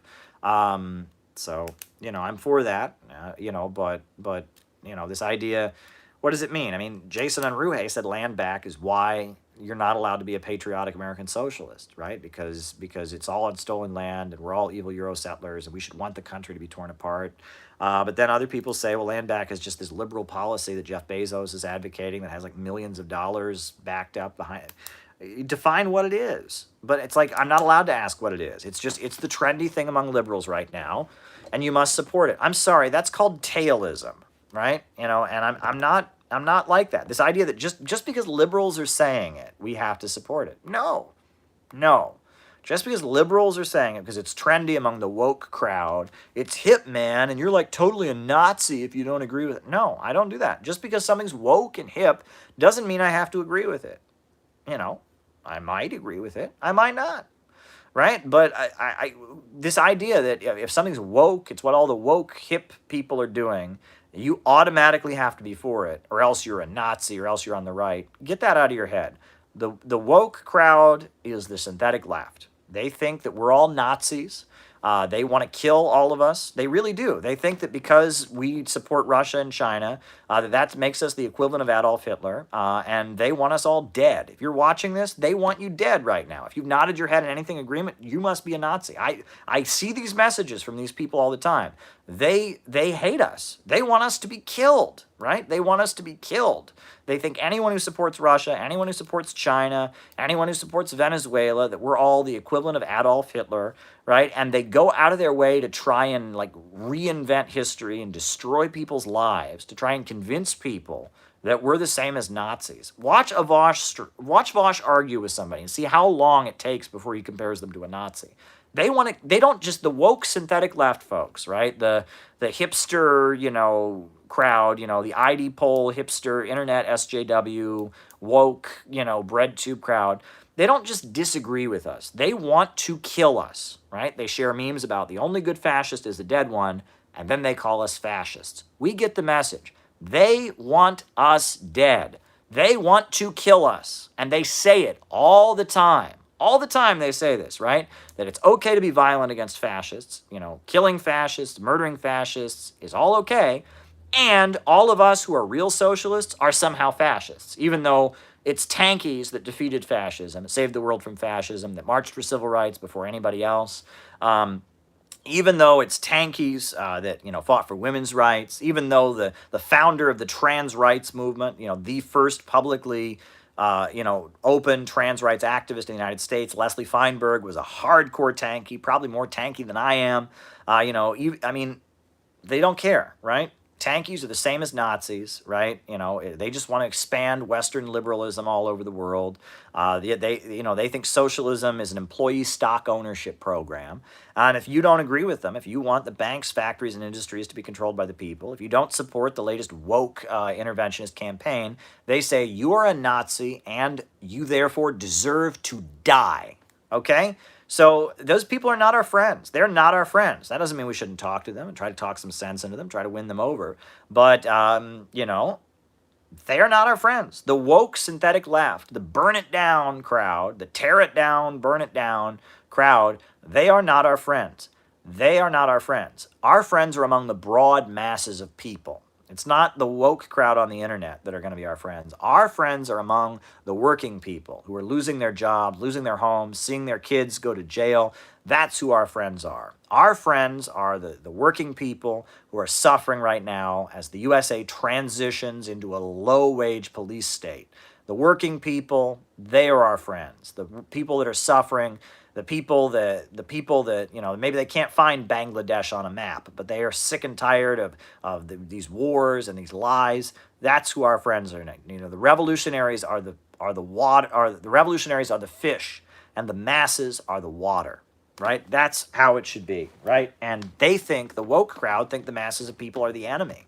Right? Because they haven't gone to NYU and studied gender studies, and they don't know all the, the woke terminology, right? And so, no. The woke crowd are not our friends, right? That doesn't mean we shouldn't try to talk some sense into them.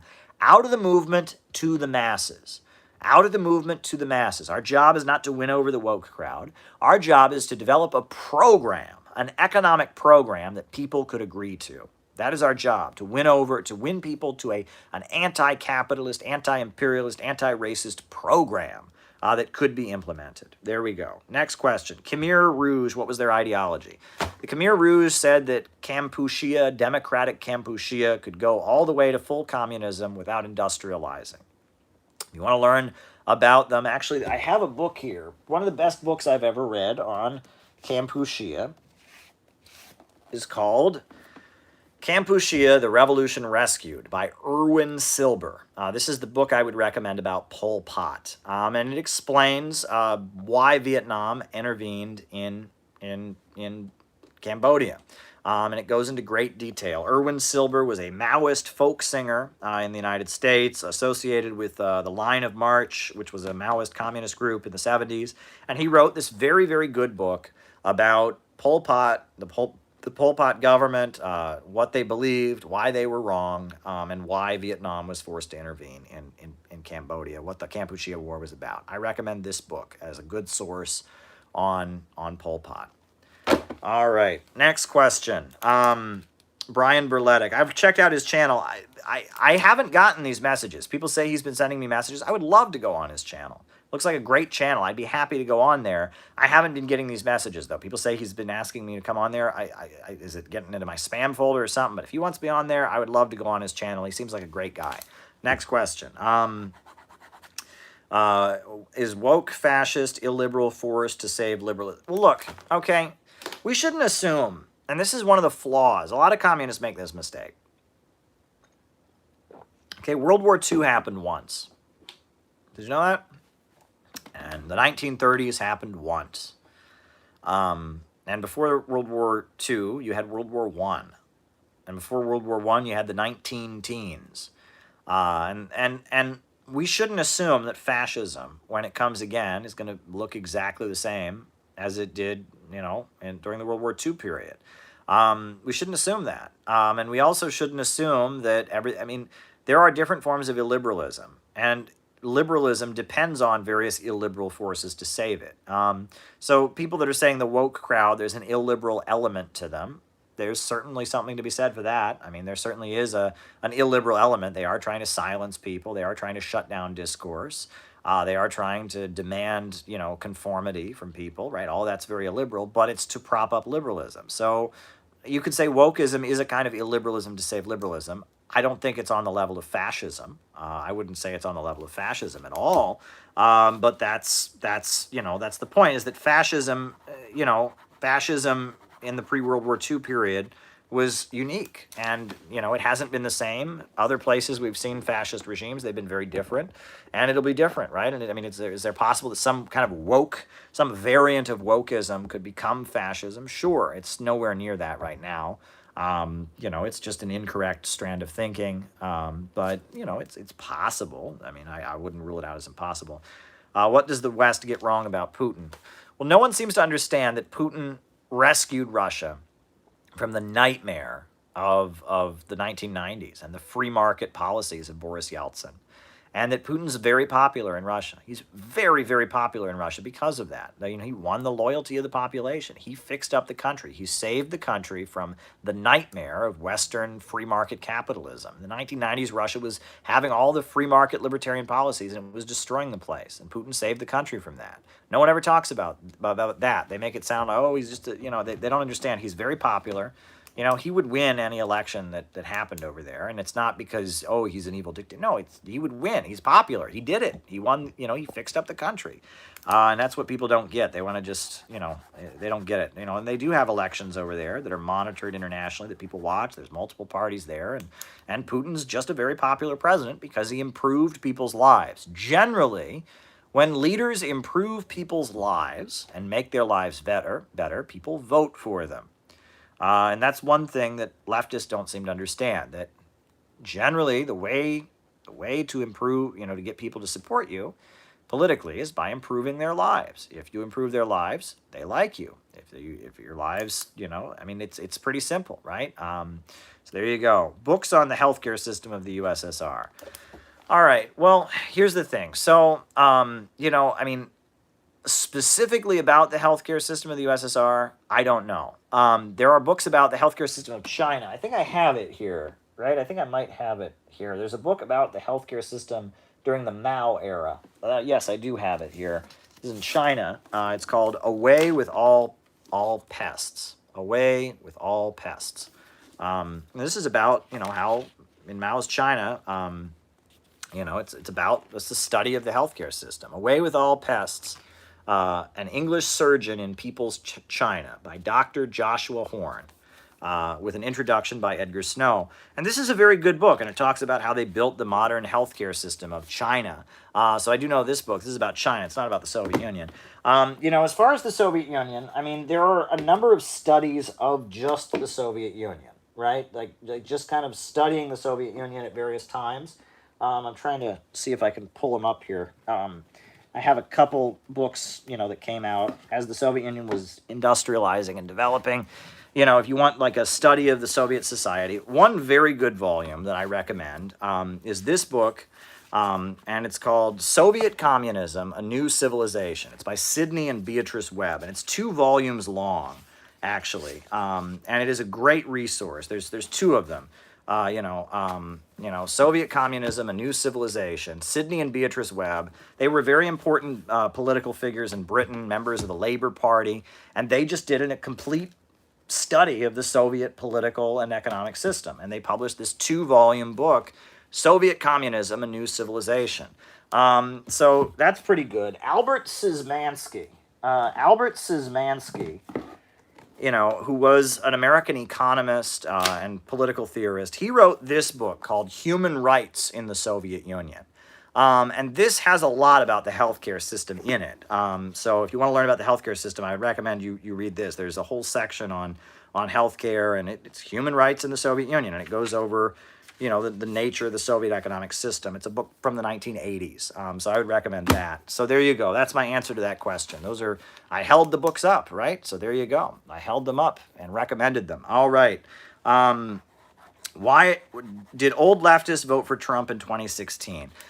Some did. That was an obscure point of view. Okay, there was, it's a review that I never fully embraced. I did not vote for Hillary Clinton, but I did not vote for Donald Trump. there were times when Trump spoke that I liked what he said, but there were many times Trump spoke where he sickened me. When Trump spoke about immigrants the way he did, I was sickened by that. It was horrifying. Trump spoke about Muslims the way he did, horrified me. When Trump spoke about, about how the wars need to end and we're done toppling regimes, folks, and that was great. When Trump talked about, fighting an elite and canceling student debt, and he said all kinds of crazy stuff during his campaign. Some of it was good, but some of it was very, very, very bad. And then he was a shitty president. So I didn't vote for Trump, and I never, I never was open. I never thought Hillary Clinton, I could never vote for Hillary Clinton. And I never, there were some things about Trump that were so reprehensible, I could never become a full Trump supporter in 2016. I was never a full Trump supporter. But there were things, that there was a section of the left that did become full-on Trump supporters. Don DeBar, who is a man I respect. He's a radio host in New Jersey from a Marxist perspective, anti-imperialist, went to Libya, I believe, to support Gaddafi, and has a history of activism in New Jersey. Great anti-imperialist, Don DeBar. He was pro-Trump. And there was a professor, I believe, in Philadelphia, Dr. Tony Montero. And he also argued that Trump was more anti-war and more anti-imperialist, and therefore it was correct to support Trump in 2016. And there were a couple other people who said that. Not very many, but there was a certain layer of leftists who said Trump is more anti-war, and that's who we're going to go with. I never fully went there. I came close, but there was always things about Trump that I was unsure of. Right? And I was annoyed by, it seemed like no one on the left could even understand how that could be the case. But if you listened to what Don DeBar said, and if you listened to what Dr. Tony Montero said, they made a very strong case. And, they may have been right. I never full on went into the Trump camp. Never did that. But the argument that somehow the Hillary Clinton folks, they were better and Trump was a Nazi and we're all going to die, that was wrong. Donald Trump was an awful president, but, is it possible Hillary Clinton could have been worse? Sure, it was possible. We don't know at the end of the day. Who knows? Maybe Hillary Clinton, in the face of fighting a Trumpist opposition, would have been forced to do good things. That's possible too. I really doubt it, but it's possible. I never went full on into endorsing Trump. But at the same time, there were aspects of Trump's rhetoric that I did find appealing. At the same time, there were aspects of Trump's rhetoric that disgusted me. But yeah, there were some voices who did think Trump was better. Minister Farrakhan never came out fully and said that, but he did say that Hillary Clinton was a wicked woman. I remember that. Minister Farrakhan very much said, don't vote for Hillary Clinton. She's a wicked woman. And he said some nice things about Trump. He never endorsed him, though, right? He's a minister. He's a leader of a religious group. He would lose his tax-exempt status if he endorsed him. Minister Farrakhan, watch the interview that Minister Farrakhan did with Alex Jones. That was interesting. He made some points, some of which are not actually true, right? At one point in that interview, well, never mind. There's some inaccuracies in that interview. So not everything that is said in that interview between Farrakhan and Alex Jones is true, but it's interesting to hear Farrakhan's perspective as a very important black nationalist in the United States, why he was critical of Hillary Clinton and found some things about Trump appealing. That's interesting to hear what Farrakhan had to say. But yeah, that said, I was never fully in that camp.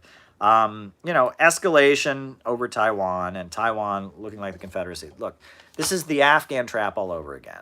The United States is trying to provoke a situation where the Chinese mainland feels like they have to retake Taiwan. The USA is trying to do everything they can to provoke a situation where they can call China the aggressor. That's what they're trying to do. And I really hope China is able to maneuver around it and doesn't fall for it. That's basically what's going on here. The USA is trying their hardest to create a situation where the world will condemn China as the imperialist, right? When in reality, we know that Taiwan is China. The only reason that government on Taiwan is there is because the USA propped it up. This is a provocation, and that it's China, in order to keep its credibility, one China policy, It's very important. It might be one country, two systems, but the Chinese government, the Chinese Communist Party, in order to maintain its credibility, has to be keeping the country together. And so this is an attempt by the United States to maneuver China into looking like the aggressor. They said it's like the Confederacy. That's one way of arguing it, sure. I mean, I made that analogy around Tibet. I wrote an article for China.org where I talked about, there were a group of soccer players in Germany who were Chinese, and they refused to play because there was a Tibet separatist flag displayed in the stands, and everyone was mad at them. And I said, really, imagine if an American team was playing someplace and someone in the stands had the symbol of a group of people who tried to break apart this country in a war to preserve slavery. That's what the Tibet Civil War was, right? They tried to break apart China in order to preserve serfdom. So there you go, right? If there was a Confederate flag and there was a basketball team playing someplace, you can bet everyone would understand they wouldn't play until that flag was confiscated. So why can't Chinese players do the same thing? Our Civil War was in the 1860s. The Tibet Civil War that China fought was in the 1950s, right? We're still fighting over the U.S. Civil War and the Confederate monuments. Man, what is going on in the chat? Like, sometimes I look at the chat, y'all, and you are talking about, like, what is it? I got to just say, sometimes you're talking about what I'm talking about, and sometimes you're talking about all kinds of crazy stuff. That's okay, folks. Talk about whatever you want, right? I'm here, I'm talking, so there you go. All right. Is Putin a type of Bonapartism? You could say that, right? That Putin, he was able to take power, right? He was able to, kind of take power in Russia by mobilizing the old, the remnants of the old Soviet bureaucracy, people in the military, people in government industries, but also, building an alliance among figures in the new capitalist class. There was kind of a core of people that were centered around Putin's program of fixing the country with oil and natural gas. And a lot of it was government apparatus. A lot of it was the capitalist class. And, that Putin, he built this kind of coalition around a program that unified the remnants of the bureaucracy, the remnants of the old Soviet bureaucracy that hadn't been dismantled, the military, but also some capitalists. And it, there you go. So there you go. All right. And so, yeah, when there's a leader who, stands above all classes, right, that's kind of the way Marx describes Bonaparte. But the thing is that in a lot of ways, Putin is the opposite. I mean, he's the opposite of a Bonapartist in the sense that, Bonapartism is only temporary. It tends to not work to stabilize the country. It tends to have like armies of lumpens who beat, there's a lot of things about Putin that are kind of the opposite of a Bonapartist. So, in a lot of ways, he's not like Louis Bonaparte, if you read Marx. But the idea that he built a coalition that was across different class lines, and it was about stabilizing society. I guess in that sense, you could argue that. So, right? All right. I wrote an article that made a lot of people mad back in 2015. I wrote an article comparing Putin to Abraham Lincoln and to Roosevelt, and it made a lot of people mad. But there you go. Was the world multipolar before 1991? Yeah. Oh, thank you, Herb Bryant. Thank you very much. Was the world multipolar before 1991? Yes. Yes, it was, right? There was the Cold War. There was, the second pole, the Soviet, side, the Eastern Bloc was in decline. But yeah, I would say the world was pretty multipolar before 1991. It was starting, late 80s, it was starting to decline. But yeah, intellectual dark web. Well, the thing is, right, nowadays, ideas are very accessible, right? People can get on the internet and hear ideas and engage with ideas. And there are a lot of people like me who, are people that come out with their own ideas, their own, teachings, their own writing, their own analysis, and they get on the internet and say it. And that's really beautiful. And that, it scares the crap out of the ruling class. They don't like to see it. Now Joe Rogan and you talk about the intellectual dark web, a lot of the folks that have emerged, there's a wide variety of perspectives out there, right? So obviously we can't endorse everything, but the idea that there is much wider variety of discourse nowadays and different ideas are out there. I think that's a good thing. Is conflict over resources between the Eastern Bloc and the Western Bloc going to cause a war? It's not so much conflict over resources. It's conflict over domination of the world economy. Look, the Western Bloc wants to dominate the world. It wants all the wealth of the world to flow into the hands of Wall Street and London. It wants to stop development around the world. And the emerging opposition in the East wants to develop, and it wants to develop. And some of this is the Atlanticist versus the Eurasianist, mode of civilization. A lot of this is imperialism versus anti-imperialism. It's the global system of monopoly capitalism that Lenin describes in his book Imperialism, the Highest Stage of Capitalism, fighting against the emerging anti-imperialist and socialist states in the world. There's a lot of factors here, but ultimately, it's not a fight over resources. It's a fight over markets. It's a fight over production. Will countries be poor, captive markets, or will they develop and industrialize? Russia and China are helping countries to develop and industrialize, and Wall Street wants the world to be captive markets. Why is China socialist? Well, China is socialist because under capitalism, production is only carried out for profit. Capitalism is the system of production for profit. In capitalism, we don't have food so people can eat it. We have food so agribusiness and big box stores can make money off of it. Capitalism, we don't have housing so people can live in it. We have housing so landlords and banks can make money off of it. Capitalism is production organized for profit. In China, they have a very big state sector, which are not private, where, the government is basically telling industries what to run. But in addition to that, in the market sector of China, corporations don't have any rights, and the government frequently steps in to control them. And the Chinese Communist Party comes out with a 5-year economic plan every year. And the economy of China, the production of China, is forced by the state to work in the interest of society. You have 90 million members of the Chinese Communist Party, and they closely control the economy. Some of it's private, some of it's public. Some of it's you have state-run industries, you have a market sector, you have cooperatives, you have various different entities in the Chinese market. But at the end of the day, the state controls things. The anarchy of production, the chaos of the market does not prevail in China. The Communist Party runs the economy, right? The Communist Party runs the Chinese economy, and that is not capitalism. Capitalism is profits in command. But when society controls the means of production and forces the economy to serve public good, that is socialism. And I recommend you read, We Are City Builders, the Center for Political Innovation Educational Manual, City Builders and Vandals in Our Age. I have very long sections. I talk about the 2015, the stock market crash in China and how it didn't have an impact because the stock market doesn't rule in China. Capitalism and profits are not in command in China. So, that's what you got to go there. People who talk about gulags should talk about Skid Row and the U.S. prison system. Very good point. Very, very, very good point, right? The U.S. society has lots of ugly things in it, right? And that, there you go. No question about it, right? That yes, we hear a lot about the problems of Soviet society, the uglier sides of Soviet society, but the problems of our system, no one says, oh, that's not because of capitalism. But no, there's, we do have Skid Row. We do have U.S. prisons, right? We do have far more people in prison. We do have homeless people and desperate poverty. We have that. Absolutely. Haas, I like Haas. He's an anti-imperialist. He brings forth good analysis, and he has taken on these synthetic left bread tubers and all of that. Look, the fight between him and Luna is disappointing to me. Luna is pandering to the bread tube liberal crowd.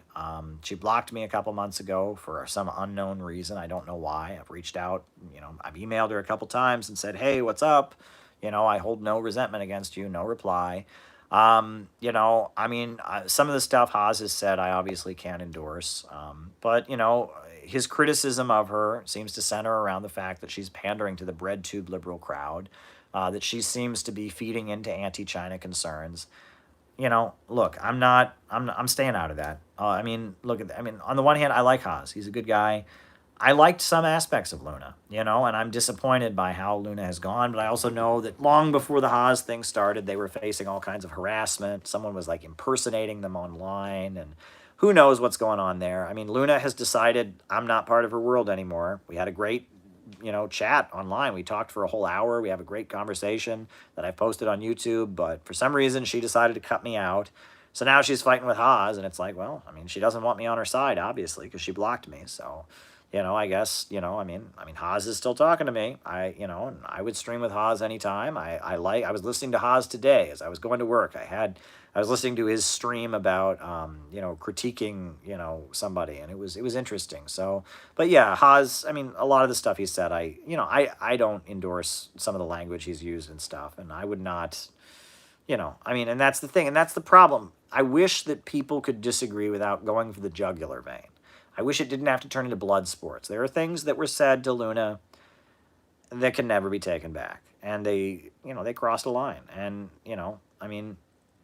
I say that with all due respect. I love Haas a lot, and I love what he does, but some things you shouldn't say, right? I've said stuff that I regret saying, and whatever, life happens, right? And again, Luna doesn't want me to be part of her life. Haas, I respect. He wants me to be part of his life. But if Haas were to ask me, right, and I mean, if he's watching right now, he should know that, yeah, okay, if someone holds up, screenshots of some things that were said, I'll just say I don't approve of talking that way.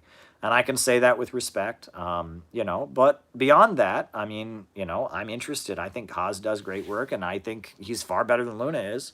I mean, he's 100 miles ahead of Luna, and, maybe he got heated and said some things that he shouldn't have said in the heat of the moment or whatever, but he's still way better than Luna is. Luna's pandering to liberals. Luna blocked me. Luna, I mean, says that, so...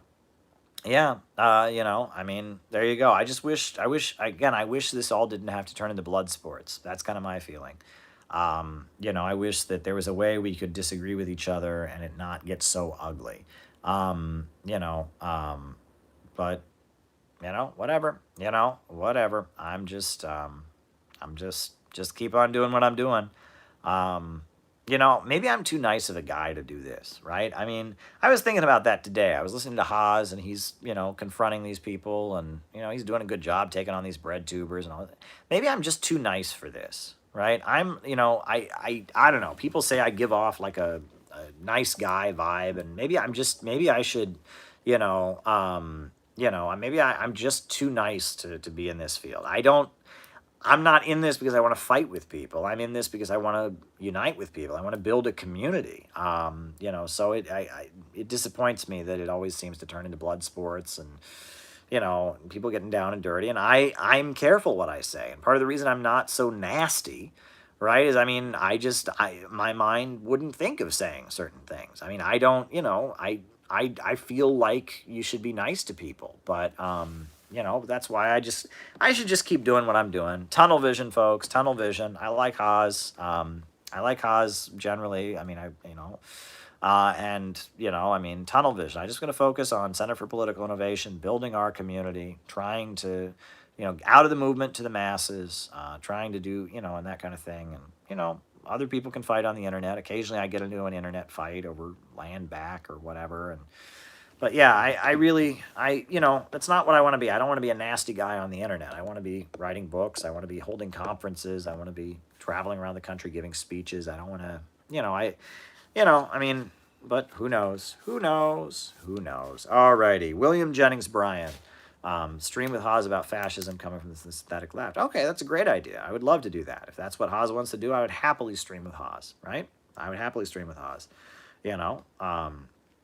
and if Luna has a problem with that, well, maybe she should not have blocked me. I mean, when she blocked me, why? I mean, I don't know. You block me, I don't know you anything at this point, right? You block me, you don't even tell me why you're blocking me. What do I owe you now? I mean, nothing, right? So, I mean, Haas, I'm not afraid to tell him, look, I don't, obviously some of those things that you said should never have been said. But at the same time, I would stream with Haas. I think Haas is awesome, right? Look, yeah, there you go. And again, I mean, if Luna's got a problem, maybe she should at least email me and tell me why she blocked me. Maybe I should get, a decent amount of respect over these things, right? So, I mean, whatever. Next question, William Jennings Bryan. William Jennings Bryan was a populist politician in the 1880s, 1890s. He wanted a silver standard instead of a gold standard. He wanted to nationalize the railways and the banks of the United States. He was originally from the People's Party, which was kind of a breakaway from the Republican Party. It was like small farmers that were fighting against the big corporations. He led the populist movement back into the Democratic Party, right? And that largely meant racism, embracing racism. It meant embracing racism. So William Jennings Bryan was a racist, but he did, he called out big business. He called out sweatshops. He called out, the banks and their efforts against small farmers. But William Jennings Bryan was also a racist. And William Jennings Bryan was also, at the same time, he ultimately, died fighting for creationism. He didn't believe in Darwin's evolution, and it was the Scopes monkey trial. He went all in for biblical creationism, and ultimately, that his heart gave out. I believe he died like 2 weeks after the Scopes monkey trial. So he's a mixed figure. In the Scopes monkey trial, if you look at the way the Communist Party talked about it, that's a whole nother conversation. But, the way it's portrayed in that Hollywood movie, Inherit the Wind, that's not what happened. That movie's about McCarthyism, right? The play and movie Inherit the Wind were made about McCarthyism. They have nothing to do with what went on there. And then in a lot of ways, the campaign, the evolution side of that was very class, supremacist. H.L. Mencken, who wrote for the Baltimore Sun, he was very much a classist. He hated the rural working class folks who were creationists and were religious, and it's complicated. And the movie Inherit the Wind, which makes it about like the intellectuals cowering before the mob of inferior people, that's not what actually happened. It's not what actually happened. It was the 1920s, but it was a totally different political atmosphere. And the Scopes monkey trial, where Clarence Darrow, the labor attorney, fought against William Jennings Bryan, in the courtroom. William Jennings Bryan, the populist politician, and they were fighting over the Bible and creationism. It was a totally different political atmosphere, totally different. And the movie Inherit the Wind, that's about McCarthyism. So on that note, folks, I think I'm going to cut it off here. It's been great. A new upsurge in the struggle against U.S. imperialism is now emerging throughout the world. Ever since World War II, U.S. imperialism and its followers have been continuously launching wars of aggression, but the people of various countries have been continuously waging revolutionary wars to defeat their aggression. While the danger of a new world war still exists and the people of all countries must get prepared, revolution is the main trend in the world today. While the danger of a new world war still exists and the people of all countries must get prepared, revolution is the main trend in the world today. Good night.